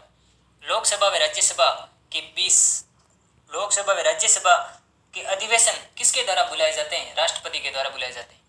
लोकसभा अध्यक्ष व उपाध्यक्ष के निर्वाचन का उल्लेख किस अनुच्छेद में है? अनुच्छेद 93 में। कोई विधेयक धन विधेयक है या नहीं है, इसका निर्णय किसके द्वारा किया जाता है? लोकसभा अध्यक्ष के द्वारा। संसद के किस सदन को उस सदन कहा जाता है? राज्यसभा को। राज्यसभा का सदस्य हेतु न्यूनतम आयु सीमा कितनी निर्धारित की है? 30 वर्ष। संविधान के अनुसार राज्यसभा में अधिकतम सदस्य संख्या कितनी होनी चाहिए? 250। वर्तमान में राज्यसभा में कितने सदस्य हैं? 245। राज्यसभा का सभापति कौन होता है? भारत का पदेन उप राष्ट्रपति। राज्यसभा सदस्यों का कार्यकाल कितना होता है? 6 वर्ष। राज्यसभा के पदेन सभापति का कार्यकाल कितने वर्षों का होता है? 5 वर्ष का। राज्यसभा के उप सभापति का कार्यकाल कितने वर्षों का होता है? 6 वर्ष का। राज्यसभा के सदस्य किस अनुच्छेद के तहत राज्य सूची के विषय को राष्ट्रीय महत्व का घोषित कर सकते हैं? अनुच्छेद 249। राज्यसभा के सदस्य किस अनुच्छेद के तहत राज्य सूची के विषय को राष्ट्रीय महत्व का घोषित कर सकते हैं? अनुच्छेद 249। सरकार का दूसरा अंग किसे कहा जाता है? कार्यपालिका को। राष्ट्रपति के द्वारा राष्ट्रपति के बारे में भारतीय संविधान के किस अनुच्छेद में उपबंध किया गया है? अनुच्छेद 52 में। राष्ट्रपति की शक्तियों का उल्लेख किस अनुच्छेद में किया गया है? अनुच्छेद 53 में। राष्ट्रपति के बारे में भारतीय संविधान के किस अनुच्छेद में उपबंध किया गया? 52 में। और राष्ट्रपति की शक्तियों का उल्लेख है वो 53 में। भारत में राष्ट्रपति पद हेतु न्यूनतम योग्यताएं 35 वर्ष। राष्ट्रपति के निर्वाचन हेतु किस पद्धति को अपनाया जाता है? अप्रत्यक्ष निर्वाचन पद्धति को। राष्ट्रपति पर महाभियोग लगाकर उसे पदच्युत करने का उल्लेख किस अनुच्छेद में है? अनुच्छेद 61 में। राज्यसभा में राष्ट्रपति कितने सदस्यों को मनोनीत करने का अधिकार है? राज्यसभा में 12 सदस्यों को मनोनीत करने का अधिकार है। लोकसभा नहीं, राज्यसभा में। और संविधान के किस अनुच्छेद के तहत राष्ट्रपति देश में आपातकाल की घोषणा कर सकते हैं? संविधान के किस अनुच्छेद के तहत राष्ट्रपति देश में आपातकाल की घोषणा कर सकते हैं? 352 अनुच्छेद। संविधान के किस अनुच्छेद के तहत राष्ट्रपति देश में वित्तीय आपातकाल की घोषणा कर सकते हैं? 360 अनुच्छेद के तहत। भारतीय संविधान में उपराष्ट्रपति पद की व्यवस्था किस अनुच्छेद के तहत की गई है? 63। उपराष्ट्रपति पद हेतु न्यूनतम आयु सीमा 35 वर्ष। भारतीय संविधान का कौन सा अनुच्छेद प्रधानमंत्री पद की व्यवस्था करता है? अनुच्छेद 74। संविधान के अनुसार प्रधानमंत्री की नियुक्ति कौन करता है? राष्ट्रपति। पद ग्रहण करने के बाद प्रधानमंत्री का सबसे पहला कार्य कौन सा होता है? मंत्री परिषद का गठन करना। संविधान के किस अनुच्छेद में मंत्री परिषद का उपबंध किया गया है? अनुच्छेद 74 में। संविधान का कौन सा अनुच्छेद प्रधानमंत्री की नियुक्ति का निर्धारण करता है? अनुच्छेद 75। मंत्री परिषद के सदस्यों की नियुक्ति किसके द्वारा की जाती है? राष्ट्रपति के द्वारा। प्रधानमंत्री व मंत्री परिषद के मंत्री पद ग्रहण से पहले राष्ट्रपति के समक्ष कितने शपथ लेते हैं? 2 प्रकार की, पद व गोपनीयता की। भारतीय शासन व्यवस्था का हृदय किसे कहा जाता है? मंत्री परिषद को।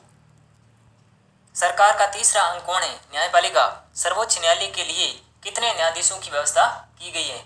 1 मुख्य न्यायाधीश तथा अन्य न्यायाधीश। 2008 में मुख्य न्यायाधीश सहित न्यायाधीशों की संख्या कितनी कर दी गई है? 2008 में 31 कर दी गई थी। सर्वोच्च न्यायालय में न्यायाधीशों की नियुक्ति किसके द्वारा की जाती है? सर्वोच्च न्यायालय में न्यायाधीशों की नियुक्ति राष्ट्रपति के द्वारा की जाती है। सर्वोच्च न्यायालय में न्यायाधीश हेतु अधिकतम कितनी आयु निर्धारित की? 65 वर्ष। सर्वोच्च न्यायालय का प्रधान कार्यालय कहाँ पर है? दिल्ली में। नेक्स्ट पार्ट है राज्य सरकार। संविधान के किस अनुच्छेद में विधानसभा का उपबंध किया गया है? अनुच्छेद 168 में। विधानमंडल के कितने अंग हैं? 3। राज्यपाल, विधानसभा और विधान परिषद।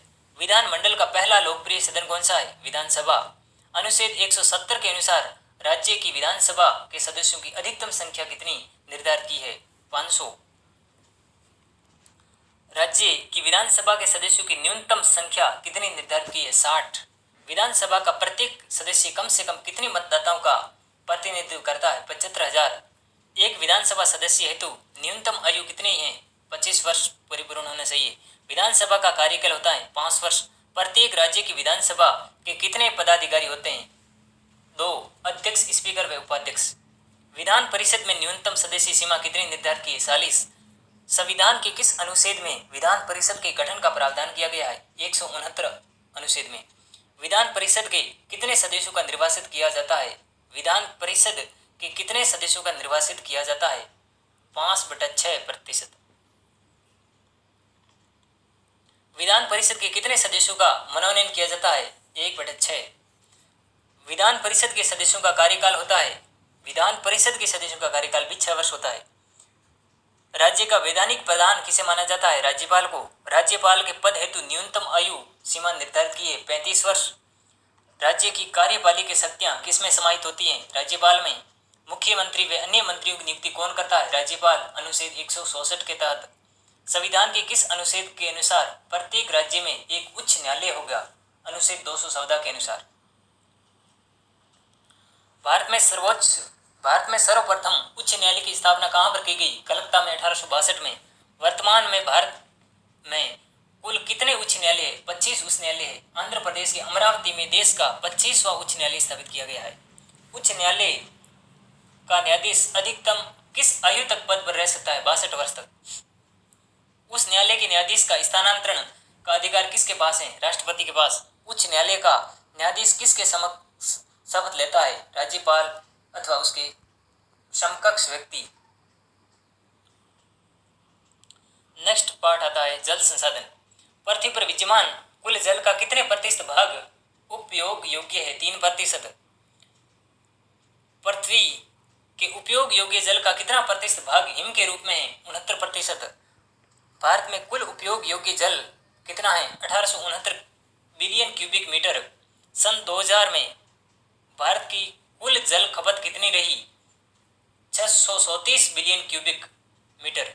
सन 2025 तक भारत में कुल जल खपत कितना होने का अनुमान है? 1023 बिलियन क्यूबिक मीटर।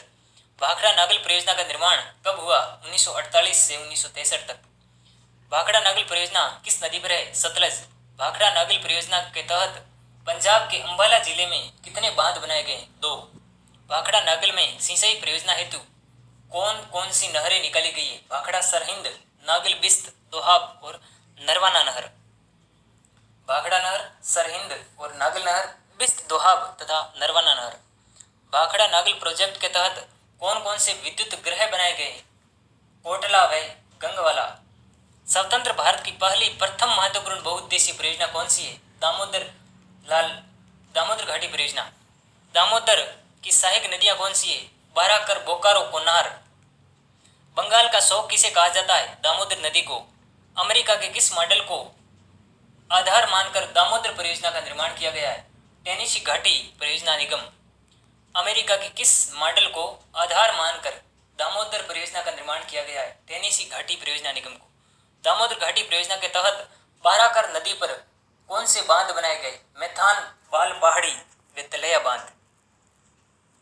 दामोदर घाटी परियोजना के तहत बाराकर नदी पर कौन से बांध बनाए गए? मैथान और बाल पहाड़ियां व तलैया बांध। दामोदर घाटी परियोजना के तहत बोकारो नदी पर कौन सा बांध बनाया गया है? बोकारो। दामोदर घाटी परियोजना के तहत कोन्हार नदी पर कौन सा बांध बनाया गया है? कोन्हार बांध। दामोदर घाटी परियोजना के तहत दामोदर नदी पर कौन से बांध बनाए गए? अदर, बरमो और बहल पहाड़ियां पर 8 व दुर्गापुर बांध बनाए गए।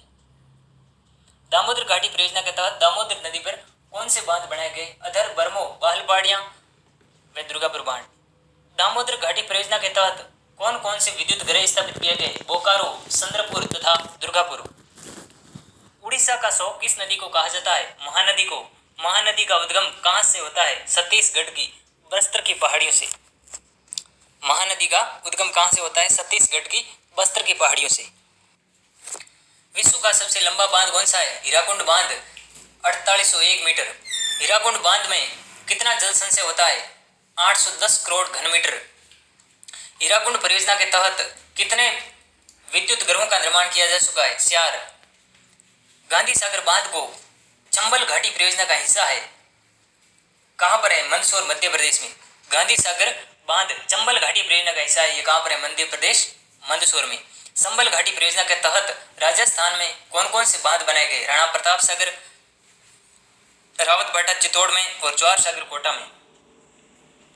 संबल घाटी परियोजना में किस बांध से राजस्थान में नहरों से सिंचाई की जाती है? जवाहर सागर कोटा बैराज से। राजस्थान नहर अथवा इंदिरा गांधी नहर परियोजना का उद्गम कहां से होता है? हरी के बैराज सतलज द्रावी संगम से। एशिया की सबसे लंबी मानव निर्मित नहर कौन सी है? इंदिरा गांधी नहर परियोजना 649 किलोमीटर। राजस्थान में इंदिरा गांधी नहर परियोजना में कितने हिस्से में पेयजल की आपूर्ति होती है? 9 जिलों में, 29 कस्बों में और 3461 गांवों में।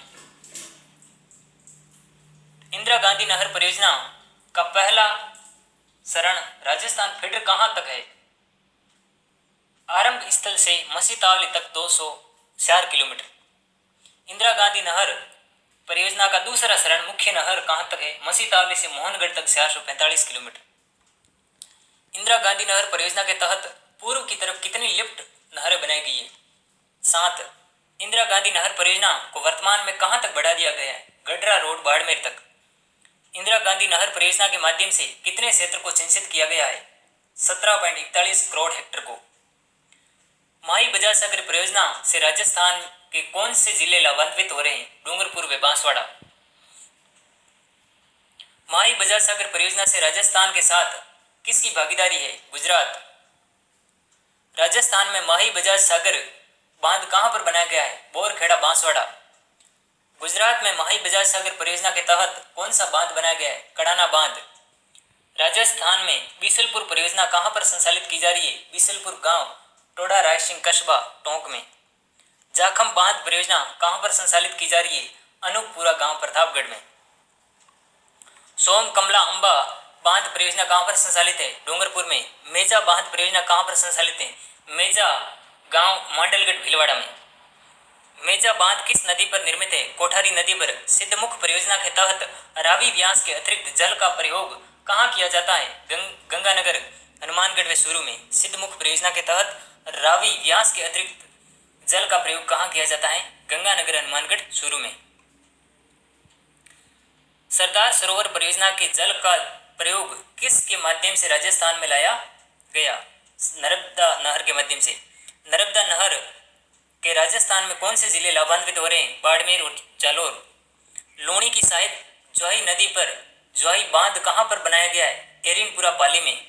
राजस्थान में मिट्टी से बना बांध कौन सा है? पांसना बांध करौली में। पांसना बांध किन नदियों के संगम पर है? बरखेड़ा, भद्रावती, मासी, मैसावट व अट्टा के संगम पर है। भद्रावती, बरखेड़ा, मासी और भैसावट तथा अट्टा। तापी की बावड़ी कहाँ है? तापी की बावड़ी जोधपुर में है। भंडारेज की बावड़ी दौसा में है।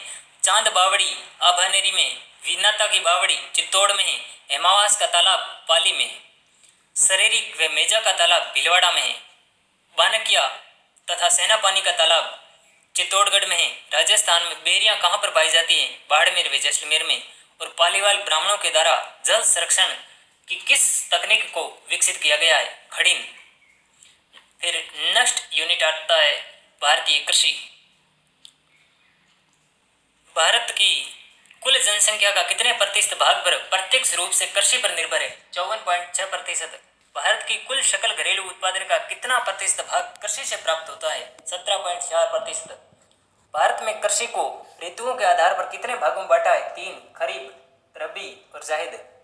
मानसून में होने वाली वर्षा पर कौन सी फसलें निर्भर है? खरीफ की। शीतकाल में उत्पादन होने वाली फसल किस चक्र का हिस्सा है? रबी का। मुख्य रूप से हरी सब्जियां किस फसल चक्र में होती हैं? जायद में। भारत में कृषि विविधता के उपयोग के आधार पर फसलों का वर्गीकरण कितने भागों में किया गया है? 4, खाद्यान्न फसलें, व्यापारिक फसलें, बागानी फसलें और उद्यान फसलें। उत्तरी भारत की प्रमुख रबी की फसल कौन सी है? गेहूं। भारत में सर्वाधिक गेहूं का उत्पादन कहाँ होता है? उत्तर प्रदेश। 32.68%। जो हमारा उत्तर प्रदेश है वहां पर 32.68% सबसे ज्यादा गेहूं होते हैं। भारत में प्रति हेक्टर सर्वाधिक गेहूं उत्पादन किस राज्य से होता है? पंजाब से। भारत में प्रति हेक्टर सर्वाधिक उत्पादन होता है वो पंजाब से होता है। गेहूं उत्पादन में भारत का विश्व में कौन सा स्थान है? गेहूं उत्पादन में भारत भारत का विश्व में दूसरा स्थान है। भारत में वर्षा ऋतु के दौरान सबसे ज्यादा बोई जाने वाली फसल कौन सी है? चावल। चावल की किस्म अमन को किस नाम से जाना जाता है? मानसून काल। चावल की किस्म ओस को शीतकाल और बोरो को ग्रीष्म काल के नाम से जाना जाता है। भारत में सर्वाधिक चावल का उत्पादन किस राज्य में होता है? पश्चिम बंगाल में। चावल उत्पादन की दृष्टि से भारत का विश्व में कौन सा स्थान है? दूसरा। किस फसल को खाद्यान्न व औद्योगिक दोनों श्रेणियों में रखा जाता है? किस फसल को खाद्यान्न व औद्योगिक दोनों श्रेणियों में रखा जाता है? मक्का को। मक्का का औद्योगिक उपयोग क्या है? ग्लूकोज व स्टार्च निर्माण। मक्का को भारत में किसके द्वारा लाया गया? मक्का को भारत में किसके द्वारा लाया गया? पुर्तगालियों के द्वारा 17वीं सदी में। मक्का को भारत में किसके द्वारा लाया गया? पुर्तगालियों के द्वारा 17वीं सदी में। मक्का उत्पादन की दृष्टि से भारत का विश्व में कौन सा स्थान है?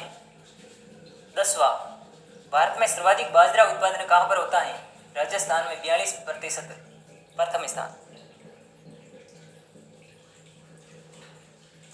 बाजरा उत्पादन की दृष्टि से भारत का विश्व में कौन सा स्थान है? पहला। और भारत में सर्वाधिक बाजरा उत्पादन कहाँ पर होता है? राजस्थान में 42%। कौन सी दलहन फसलें खरीफ ऋतु शक्कर की फसलों में शामिल है? मूंग, मोठ, उड़द, अरहर। कौन सी दलहन फसलें रबी ऋतु चक्र में शामिल है? चना, मटर, मसूर आदि। चना, मटर और मसूर ये रबी में है, बाकी खरीफ में है मूंग, मोठ, उड़द, अरहर। चना, मटर और मसूर ये है खरीफ में। भारत में सर्वाधिक उत्पादन होने वाली दलहन फसल कौन सी है? चना। मूंग उत्पादन में राजस्थान का भारत में कौन सा स्थान है? पहला। भारत की प्रमुख मुद्रादायिनी वाणिज्यिक नगदी फसल कौन सी है? गन्ना, कपास, तिलहन, जूट व तंबाकू। गन्ना किस वनस्पति का वंशज माना जाता है? बांस का। विश्व का सबसे बड़ा गन्ना उत्पादक देश कौन सा है? भारत। भारत विश्व में कितने गन्ने का उत्पादन करता है? 50%। गन्ने का सर्वाधिक उत्पादन क्षेत्र कहाँ है? उत्तर भारत। गन्ने की पैदावार अथवा उत्पादन में सर्वाधिक कहाँ पर है? दक्षिणी भारत। देश की कुल कृषि भूमि में कितने प्रतिशत भाग पर कपास उत्पादन होता है? 5.6% भाग में कपास होता है। भारत में कपास की कितनी किस्में हैं? 3। लंबे रेशे, मध्यम रेशे और छोटे रेशे। भारत में लंबे रेशे वाली कपास को अमेरिकन कपास कहते हैं। अमेरिकन कपास भारत के कुल कपास उत्पादन का 50% है। भारत में विश्व के कितने तिलहन का उत्पादन होता है? 10%। भारत की कुल तिलहन सरसों का 80% कौन सी फसलें हैं? सरसों व मूंगफली। भारत में कुल तिलहन फसलों का 80% कौन सी फसलें हैं? सरसों व मूंगफली। मूंगफली किस देश की फसल है? ब्राजील की। विश्व के कुल मूंगफली उत्पादन का कितना अकेले भारत में होता है? 30%। देश में सबसे अधिक मूंगफली की पैदावार किस राज्य में होती है? गुजरात में। विश्व की कुल सरसों का कितने प्रतिशत उत्पादन भारत में होता है? 70%। भारत में सरसों उत्पादन में कौन सा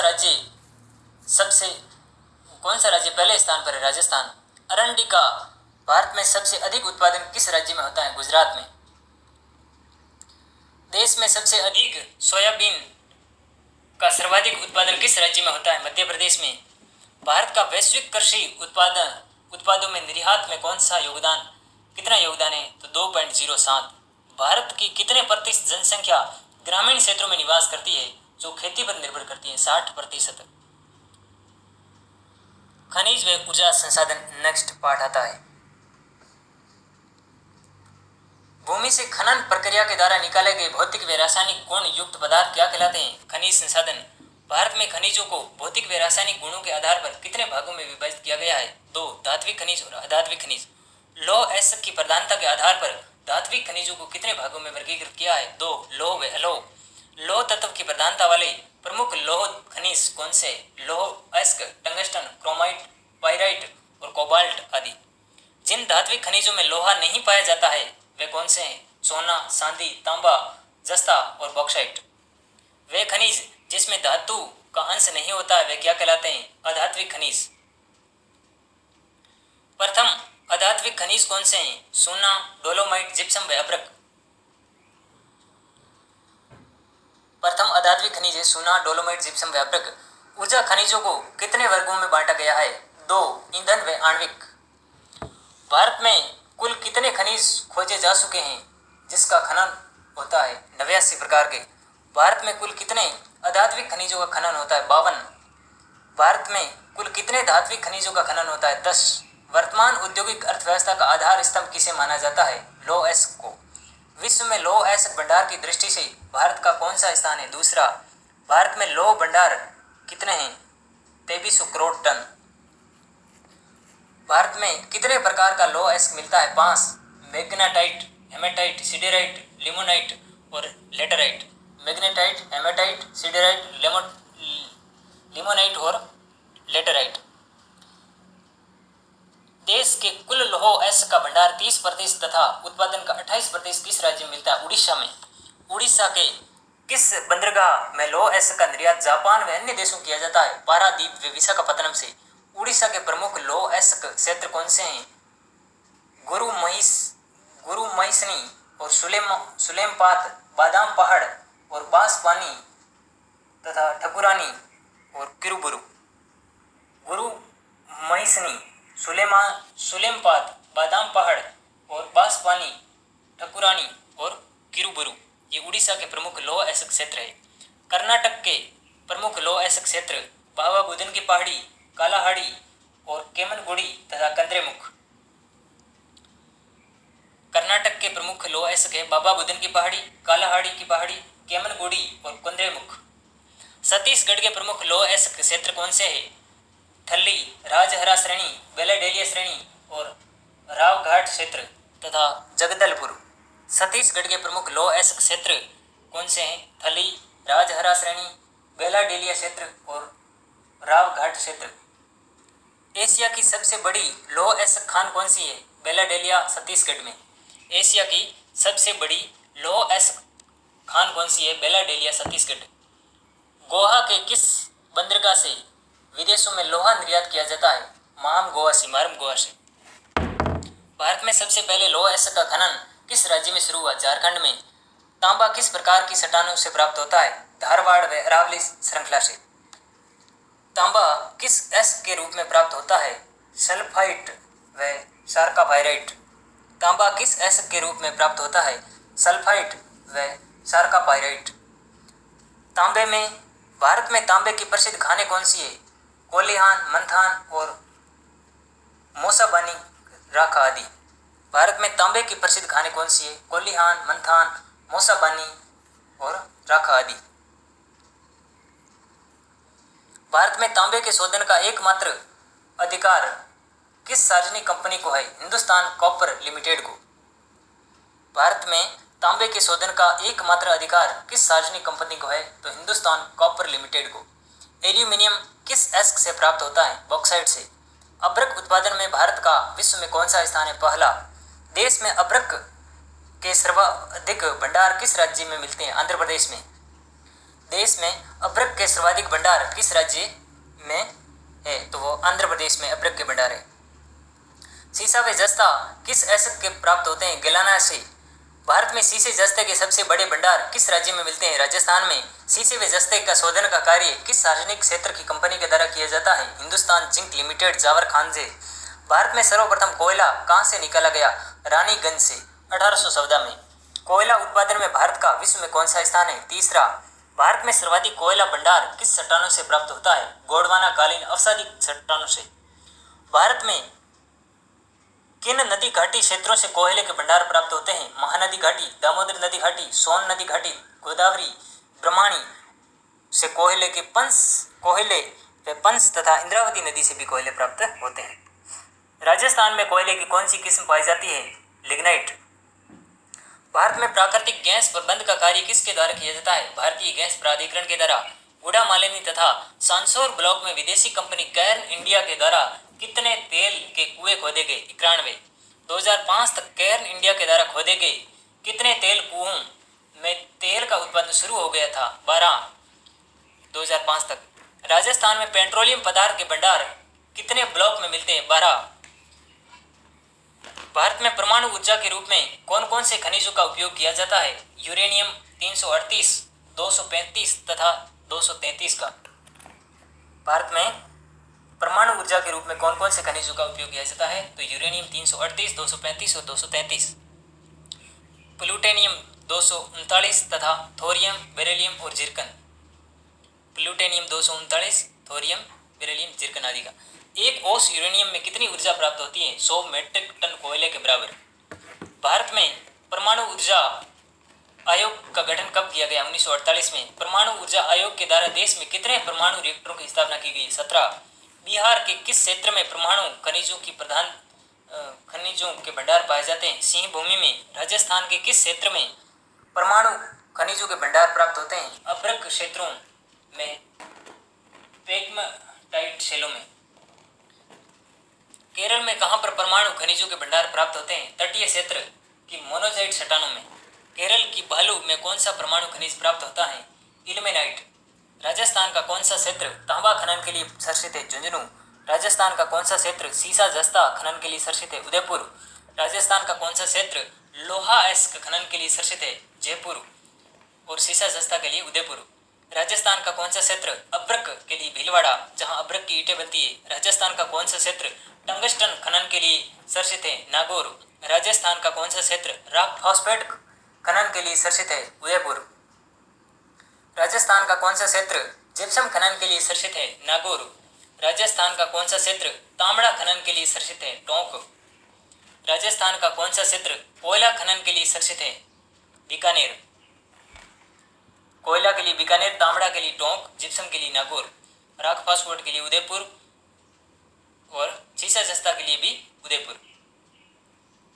राजस्थान का कौन सा क्षेत्र पेट्रोलियम खनन के लिए सर्षित है? तो बाड़मेर। राजस्थान का कौन सा क्षेत्र प्राकृतिक गैस उत्खनन के लिए सर्षित है? जैसलमेर। राजस्थान के कितने प्रकार के खनिज पाए जाते हैं? 79 में 44 बड़े व 23 लघु तथा 12 गौण प्रकार के। राजस्थान में जो 79 प्रकार के खनिज पाए जाते हैं उसमें 44 बड़े और 23 लघु तथा 12 गौण। राज्य की तांबा नगरी खेतड़ी। भंडारों की दृष्टि से राजस्थान का भारत में कौन सा स्थान है? तीसरा। किन खनिजों में राजस्थान को एकाधिकार प्राप्त है? संगमरमर, सीसा जस्ता, चांदी, तांबा, wollastonite, jasper, fluorite, gypsum, marble, asbestos, rock phosphate, tungsten व तांबड़ा। किन खनिजों में राजस्थान को एकाधिकार प्राप्त है? संगमरमर को, सीसा जस्ता में, चांदी में, तांबे में, wollastonite, jasper, fluorite, gypsum, marble, asbestos, rock phosphate, tungsten व तांबड़ा।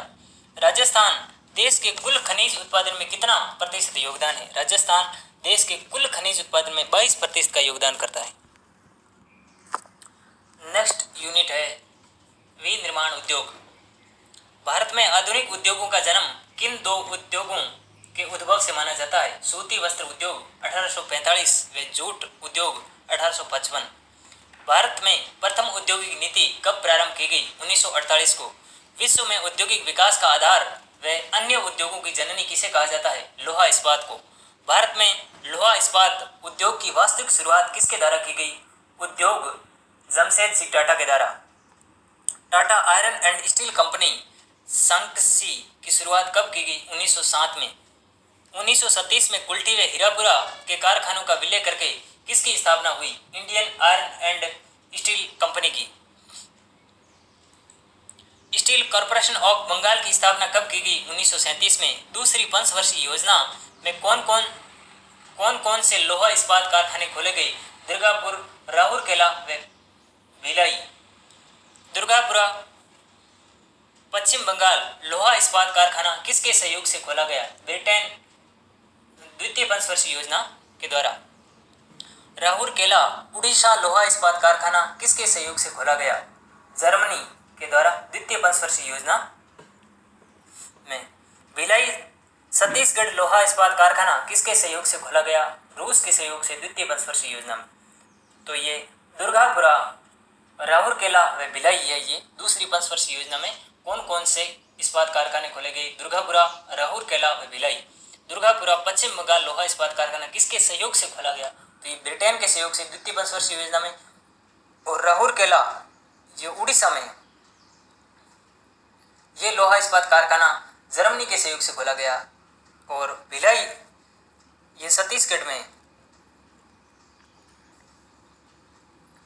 ये जो रूस के सहयोग से खोला गया। भिलाई छत्तीसगढ़ में रूस के सहयोग से। एशिया का सबसे बड़ा लोहा इस्पात कारखाना कौन सा है? बोकारो, झारखंड में है, जो एशिया का सबसे बड़ा है। Steel authority of India SAIL की स्थापना कब की गई? 1973 में। VISCO Visvesvaraya iron and steel plant कहाँ पर स्थित है? Bhadravati. TISCO Tata iron and steel company कहाँ पर स्थित है? जमशेदपुर। विश्व में डायरेक्ट रेड्यूस्ड आयरन अर्थात स्पंज आयरन का सबसे बड़ा उत्पादक कौन है? भारत। तेरता इस्पात का उपभोग करने में भारत का कौन सा स्थान है? तीसरा। तिहाड़ इस्पात का उपभोग करने में भारत का कौन सा स्थान है? तीसरा। भारत में सूती वस्त्र उद्योग का आधुनिक कारखाना कब खोला गया? फोर्ट ग्लास्टर, कलकत्ता, 1818 में। भारत में सूती वस्त्र उद्योग का आधुनिक कारखाना कब खोला गया? फोर्ट ग्लास्टर, कलकत्ता में, 1818 में। प्रथम भारतीय सूती वस्त्र मिल कौन सी थी जिसमें भारत में उत्पादन शुरू हुआ? बम्बई सूती वस्त्र मिल, कवासी डावर। 1947 तक भारत में कितनी सूती वस्त्र मिलें थी? 417। वर्तमान में देश में कितनी सूती वस्त्र मिलें हैं? 46,000। भारत में सर्वाधिक सूती वस्त्र उत्पादन किस राज्य में होता है? महाराष्ट्र में। भारत में सूती वस्त्रों की राजधानी किसे कहा जाता है? बम्बई को। 54 मिले हैं बम्बई में। एशिया भारत का सबसे बड़ा सूती वस्त्र उत्पादक राज्य कौन सा है? तमिलनाडु। आज़ादी के बाद सूती वस्त्र उद्योग में कितनी वृद्धि हुई? 12 गुना। भारत का पहला सफल सीमेंट कारखाना कौन सा था? Indian cement company, Porbandar. Lakheri Rajasthan में सीमेंट उत्पादक संयंत्र 1912-13 किसके द्वारा स्थापित किया गया? क्लिक निक्सन कंपनी के द्वारा। लाखेरी राजस्थान में सीमेंट उत्पादक संयंत्र 1912-13 किसके द्वारा स्थापित किया गया? क्लिक निक्सन कंपनी के द्वारा।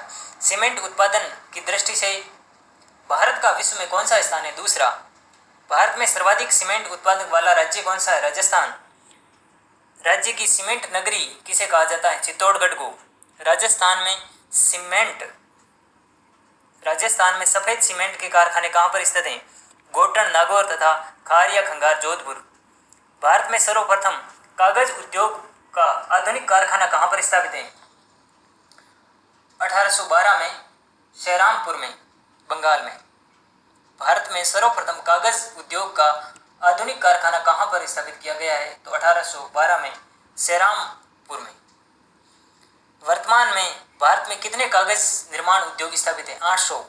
राजस्थान में उद्योगों का देश में कुल औद्योगिक उत्पादन कितना प्रतिशत होता है? 6%। राज्य में सकल घरेलू उत्पादन में उद्योगों का कितना योगदान है? 30%। देश में कुल सीमेंट उत्पादन का कितना प्रतिशत राजस्थान से प्राप्त होता है? 16%। लाख का सामान व चूड़ियों का निर्माण राजस्थान में कहाँ पर होता है? जयपुर, जोधपुर में। रंगाई, सफाई व बंदेज के लिए राजस्थान में कौन से शहर शासित है? बाड़मेर, पाली और सांगानेर। राजस्थान में उच्च श्रेणी का मार्बल कहाँ से प्राप्त होता है? मकराना से। मार्बल की कटाई, घिसाई व पॉलिश का कार्य करने की इकाइयाँ क्या कहलाती हैं? कहाँ पर लगी हुई है? किशनगढ़ में लगी हुई है। मार्बल की कटाई, घिसाई, पॉलिश करने की इकाइयाँ किशनगढ़ में। राज्य में सोडियम सल्फेट का कारखाना कहाँ पर स्थित है? डिडवाना में। नेक्स्ट पार्ट है मानव संसाधन। पर्यावरण में उपलब्ध वे सभी वस्तुएं जो हमारी आवश्यकताओं की पूर्ति हेतु प्रयुक्त होती हैं क्या कहलाती हैं? संसाधन। किसी निश्चित स्थान पर एक निश्चित समय में रहने वाले व्यक्तियों की कुल संख्या क्या कहलाती है? जनसंख्या। जनगणना 2011 के अनुसार भारत की जनसंख्या विश्व के कुल जनसंख्या का कितना प्रतिशत? 17.3%। भारत का क्षेत्रफल विश्व के कुल क्षेत्रफल का कितना प्रतिशत है? 2.4%। 2011 की जनगणना के अनुसार भारत का सर्वाधिक जनसंख्या वाला राज्य कौन सा है? उत्तर प्रदेश। जनसंख्या की दृष्टि से राजस्थान का भारत में कौन सा स्थान है? 8वां। क्षेत्रफल की दृष्टि से राजस्थान का कौन सा स्थान है? पहला। 2011 की जनगणना के अनुसार राजस्थान की जनसंख्या 6.86 करोड़, भारत की कुल जनसंख्या का 5.67%। राजस्थान में सर्वाधिक जनसंख्या किस जिले की है? जयपुर की। राजस्थान का न्यूनतम जनसंख्या वाला जिला है जैसलमेर। 1 मिलियन किसके बराबर होता है? 10 लाख। जनगणना 2011 के अनुसार राजस्थान की सर्वाधिक दशक की वृद्धि दर रही है। वो 21.44%। 2011 की जनगणना के अनुसार राजस्थान की 10 की वृद्धि दर रही है 17.66%। 2011 की जनगणना के अनुसार राजस्थान की 10 की वृद्धि दर कितनी थी? 2011 के अनुसार 21.44। 2001 के अनुसार और 2011 के अनुसार है वो 17.64%। 2001 से 11 के दौरान राजस्थान में सर्वाधिक जनसंख्या वृद्धि दर किस जिले की थी? तो बाड़मेर की 32.55। और 2001 से 11 के दौरान राजस्थान में न्यूनतम जनसंख्या वृद्धि दर किस जिले की थी? गंगानगर की 10.06%। जनगणना 2011 के अनुसार भारत का जनसंख्या घनत्व कितना है? 382 प्रति व्यक्ति पर किलोमीटर भारत का। जनगणना 2011 के अनुसार भारत के किस राज्य का जनसंख्या घनत्व सर्वाधिक है? बिहार का 1102 व्यक्ति प्रति वर्ग किलोमीटर। जनगणना 2011 के अनुसार भारत के किस राज्य का जनसंख्या घनत्व न्यूनतम है? अरुणाचल प्रदेश का 17 व्यक्ति प्रति वर्ग किलोमीटर। जनगणना 2011 के अनुसार राजस्थान का घनत्व कितना है? 201 व्यक्ति प्रति वर्ग किलोमीटर। राजस्थान में पिछले जनसंख्या घनत्व की तुलना में इस बार कितनी वृद्धि हुई है? 37 व्यक्ति प्रति वर्ग किलोमीटर। पिछला था वो 165 था।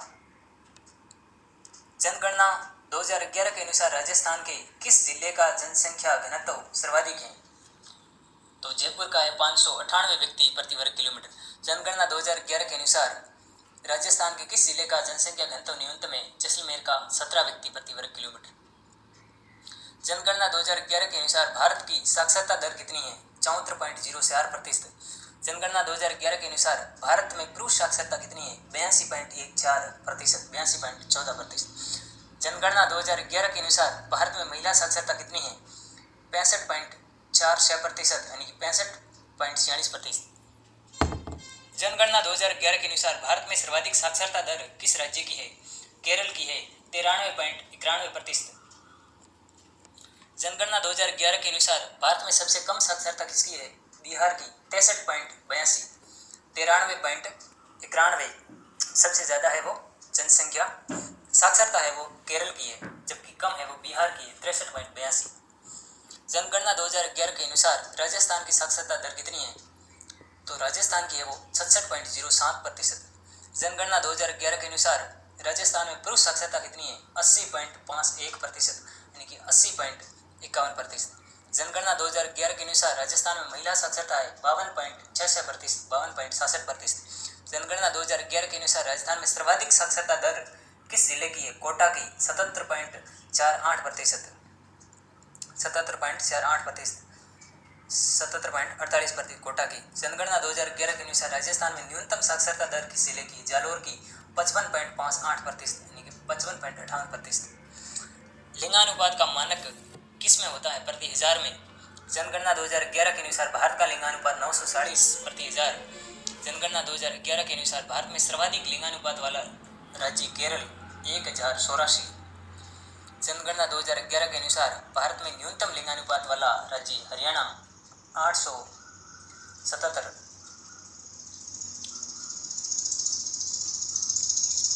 जनगणना 2011 के अनुसार राजस्थान का लिंगानुपात 928। जनगणना 2011 के अनुसार राजस्थान में सर्वाधिक लिंगानुपात वाला जिला डूंगरपुर 990। अनुसार राजस्थान में सर्वाधिक लिंगानुपात वाला जिला है वो डूंगरपुर 990। जनगणना 2011 के अनुसार न्यूनतम लिंगानुपात वाला जिला है वो धौलपुर 845-46। राजस्थान में कुल जनसंख्या का कितने प्रतिशत भाग ग्रामीण है? तो 75.13% है वो ग्रामीण है। नेक्स्ट यूनिट है परिवहन व संचार। परिवहन के साधनों को कितने भागों में विभाजित किया जाता है? 3। भारत में सड़क का जाल कितना है? 3.3 लाख किलोमीटर, विश्व का दूसरा सबसे बड़ा। भारत में सड़कों की सक्षमता के आधार पर उन्हें कितने वर्गों में बांटा गया है? 6 वर्गों में। भारत सरकार के द्वारा देश में शहरों महानगरों को जोड़ने वाली 6 लेन वाली सड़क को क्या कहा जाता है? स्वर्णिम शत्रुभुज महाराजमार्ग। स्वर्णिम शत्रुभुज महाराजमार्ग परियोजना कितने गलियारों में विभक्त है? 2। उत्तर दक्षिण व पूर्व पश्चिम गलियारा। स्वर्णिम शत्रुभुज महाराजमार्ग परियोजना भारत में किसके अधिकार क्षेत्र में है? तो राष्ट्रीय महाराजमार्ग प्राधिकरण के क्षेत्र में। स्वर्णिम शत्रुभुज महा राजमार्ग परियोजना का विकास परियोजना का कौन सा गलियारा श्रीनगर और कन्याकुमारी को जोड़ता है? उत्तर दक्षिण गलियारा। स्वर्णिम शत्रुभुज महाराजमार्ग परियोजना का कौन सा गलियारा श्रीनगर को कन्याकुमारी से जोड़ता है? उत्तर दक्षिण गलियारा। देश में सभी बड़े नगरों, बड़े शहरों, राजधानी को जोड़ने वाला सड़क मार्ग कौन सा है? राष्ट्रीय राजमार्ग। देश का प्राथमिक सड़क तंत्र किसे कहा जाता है? राष्ट्रीय राजमार्ग को। राष्ट्रीय राजमार्ग का निर्माण व रखरखाव किसके अधिकार क्षेत्र में होता है? केंद्रीय लोक निर्माण अधिकार के। किस राष्ट्रीय राजमार्ग को शेरशाह सूरी राजमार्ग के नाम से जाना जाता है? राष्ट्रीय राजमार्ग 1 को। राजस्थान में से होकर गुजरने वाला कौन सा राष्ट्रीय राजमार्ग व्यस्त माना जाता है? NH 8 जो 6 जिलों से होता हुआ जाता है, अलवर से जयपुर, अजमेर, राजसमंद, उदयपुर और डूंगरपुर होता हुआ।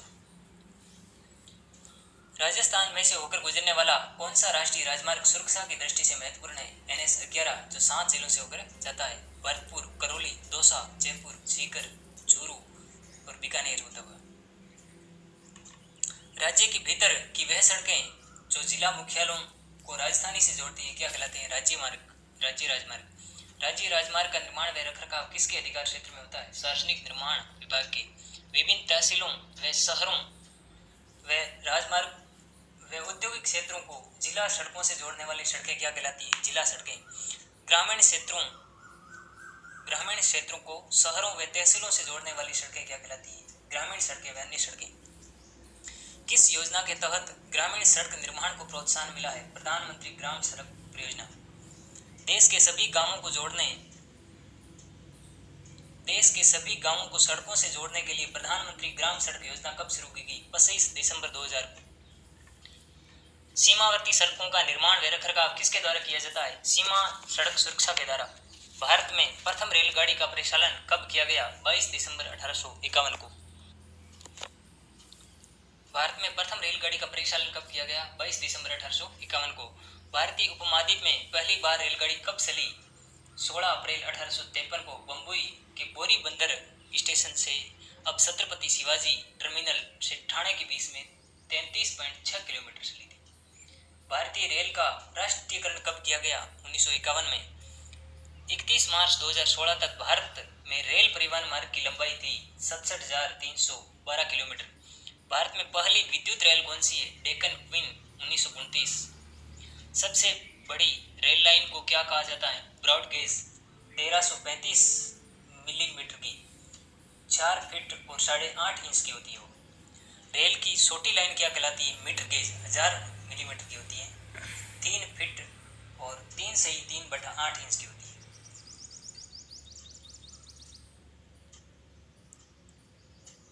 माल भाड़ा कॉरिडोर परियोजना जो रेवाड़ी से मुंबई तक बनी हुई है की लंबाई कितनी है? 1534 किलोमीटर। राजस्थान में भारत के कुल रेल मार्ग का कितने प्रतिशत भाग है? 11%। राजस्थान में भारत के कुल रेल मार्ग का कितने प्रतिशत भाग है? 11%। देश में पाइपलाइन परियोजना कितने जाल है? तो 3 जाल है पाइपलाइन परियोजना की। उत्तरी पूर्वी भारत की पाइपलाइन कहां से कहां तक है? असम क्षेत्र से कानपुर तक।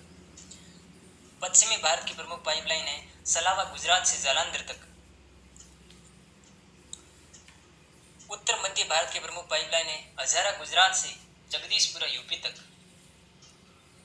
वर्तमान में भारत में कितना लंबा नौ संचालन जल मार्ग है? 14,500 किलोमीटर।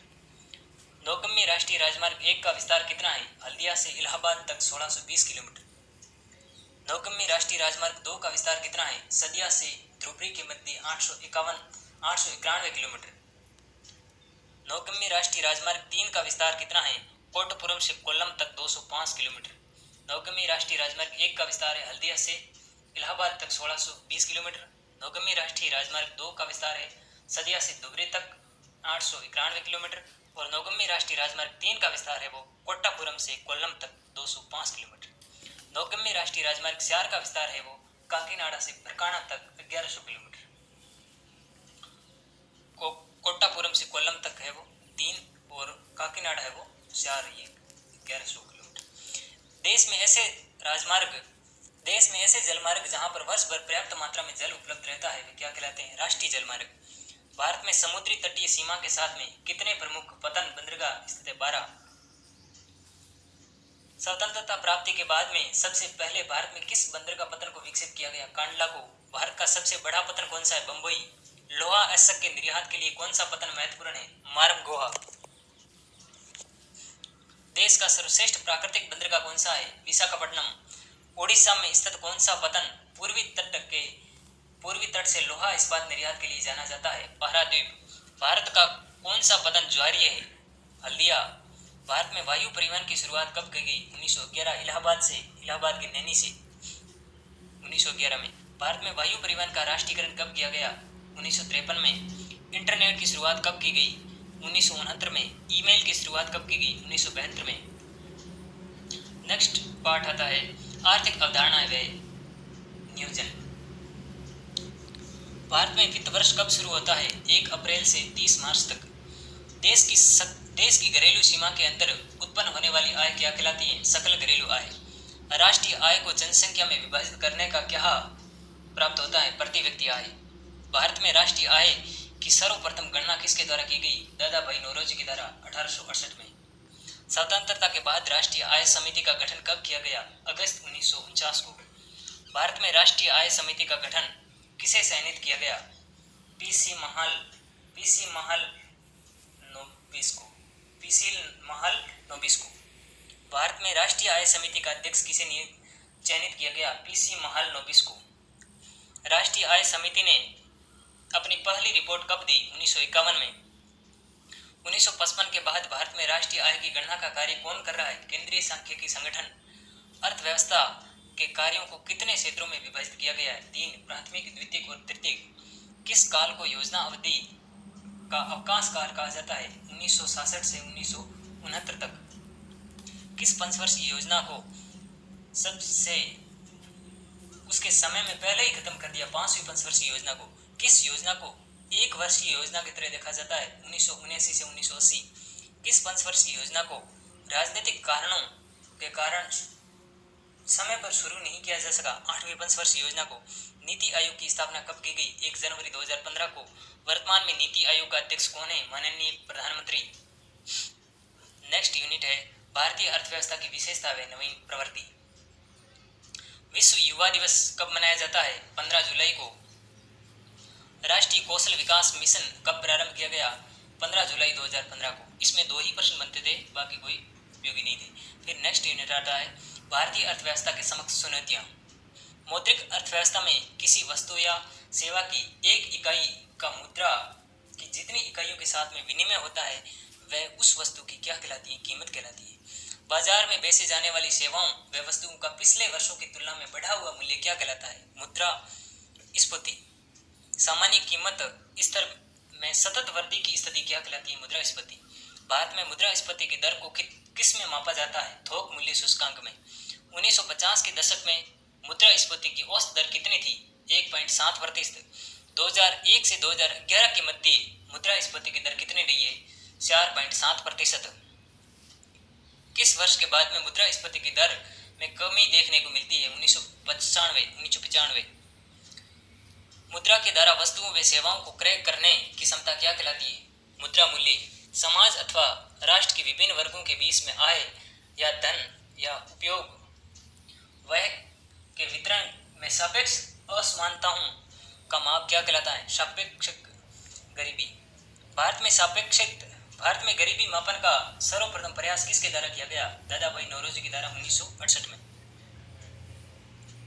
भारत में गरीबी रेखा को सर्वप्रथम किसने परिभाषित किया? वी.एम. डांडेकर तथा नीलकंठ रथ ने। किस कमेटी की रिपोर्ट के आधार पर गरीबी रेखा का निर्धारण किया गया? वाई के अलंग कमेटी। ग्रामीण क्षेत्र में प्रति व्यक्ति न्यूनतम कितनी कैलोरी की आवश्यकता है? 2400 कैलोरी। शहरी क्षेत्र में प्रति व्यक्ति न्यूनतम कितनी कैलोरी की आवश्यकता है? 2100 कैलोरी प्रति दिन। लक्कड़ वाला फॉर्मूला का प्रयोग किसके लिए किया जाता है? गरीबी अनुमान के लिए। सुरेश तेंदुलकर के अनुसार भारत में कितने प्रतिशत लोग गरीब है? 21.92%। सी रंगराजन ने वर्ष 2011-12 में ग्रामीण क्षेत्र में न्यूनतम कितने रुपए की मासिक उपभोग व्यय को गरीबी रेखा माना? ₹972। श्री रंगराजन ने 2011-12 में शहरी क्षेत्र में न्यूनतम कितने रुपए की मासिक उपभोग व्यय को गरीबी रेखा माना? ₹1407। भारत में विश्वसनीय समंकों के संकलन का कार्य किस संगठन के लिए किया जाता है? NSSO, NASA. यदि कोई व्यक्ति कार्य के इच्छुक व योग्य हो लेकिन रोजगार प्राप्त करने में असफल हो तो वह स्थिति क्या कहलाती है? बेरोजगारी। भारत में बेरोजगारी का अनुमान लगाने हेतु किस संगठन के द्वारा आंकड़े जुटाए जाते हैं? भारतीय प्रतिदर्श सर्वेक्षण संगठन, नासा के द्वारा। किसी मौसम विशेष में चलने वाली व्यवसायों के लिए विपरीत मौसम में उत्पन्न होने वाली बेरोजगारी क्या कहलाती है? मौसमी बेरोजगारी। मांग में परिवर्तन के आधार पर उत्पन्न होने वाली बेरोजगारी क्या कहलाती है? संरचनात्मक बेरोजगारी। उत्पादन की तकनीक में परिवर्तन आने से व नई मशीनरी के उपयोग से उत्पन्न बेरोजगारी क्या कहलाती है? तकनीकी बेरोजगारी। दो रोजगार अवधियों के मध्य उत्पन्न बेरोजगारी क्या कहलाती है? घर्षणात्मक बेरोजगारी। नेक्स्ट यूनिट है मुद्रास्फीति, मुद्रा और वित्तीय संस्थाएं। वस्तु या सेवा का मुद्रा अथवा किसी अन्य वस्तु के बदले में किया गया आदान प्रदान क्या कहलाता है? विनिमय। भारतीय मुद्रा को क्या कहा जाता है? भारतीय राष्ट्रीय रुपया। भारतीय रुपये का प्रतीक किसने तैयार किया था? डी उदय कुमार ने। मनी शब्द की उत्पत्ति लैटिन भाषा के किस शब्द से हुई है? मोनेटा से। रोम में मोनेटा क्या है? एक देवी है। रोम में पहली टकसाल किस देवी के मंदिर में स्थापित की गई थी? मोनेटा देवी के मंदिर में। भारत में पहला रुपया किसके द्वारा चलाया गया? शेरशाह सूरी। प्रधानमंत्री मोदी ने 500 व 1000 रुपए के नोटों का विमुद्रीकरण कब किया? 8 नवंबर 2016 को। प्रचलित मुद्रा की कानूनी वैधता समाप्त करके उसे प्रचलन से हटाया जाना क्या कहलाता है? विमुद्रीकरण। वित्तीय शिक्षा प्रदान करने हेतु भारतीय रिजर्व बैंक ने कौन सी परियोजना शुरू की? प्रोजेक्ट वित्तीय साक्षरता। वित्तीय शिक्षा प्रदान करने हेतु भारतीय रिजर्व बैंक ने कौन सी परियोजना शुरू की? प्रोजेक्ट वित्तीय साक्षरता। मुद्रा के वर्तमान स्वरूप तक पहुंचने का प्रथम चरण किसे माना जाता है? मुद्रा विनिमय पद्धति को। वह जो अर्थव्यवस्था में वास्तविक उत्पादक संपन्नता में स्टॉक में वृद्धि करता है क्या कहलाता है? निवेश। खाता धारक को खाते में जमा राशि से अधिक राशि निकालने की छूट लेकर ऋण प्रदान करना क्या कहलाता है? अधिक विकर्षण।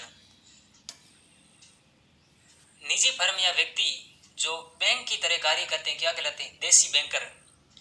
एक पक्ष के द्वारा दूसरे पक्ष को ऋण अथवा उधार प्रदान करना क्या कहलाता है? शाख। नेक्स्ट यूनिट है उपभोक्ता एवं विधिक जागरूकता तथा सूचना का अधिकार। क्रय की गई वस्तु अथवा सेवा से लाभ या सुविधा प्राप्त करने वाला अंतिम व्यक्ति कौन होता है? उपभोक्ता। उपभोक्ता अधिनियम 1986 में उपभोक्ता को कितने वर्गों में बांटा है? 2।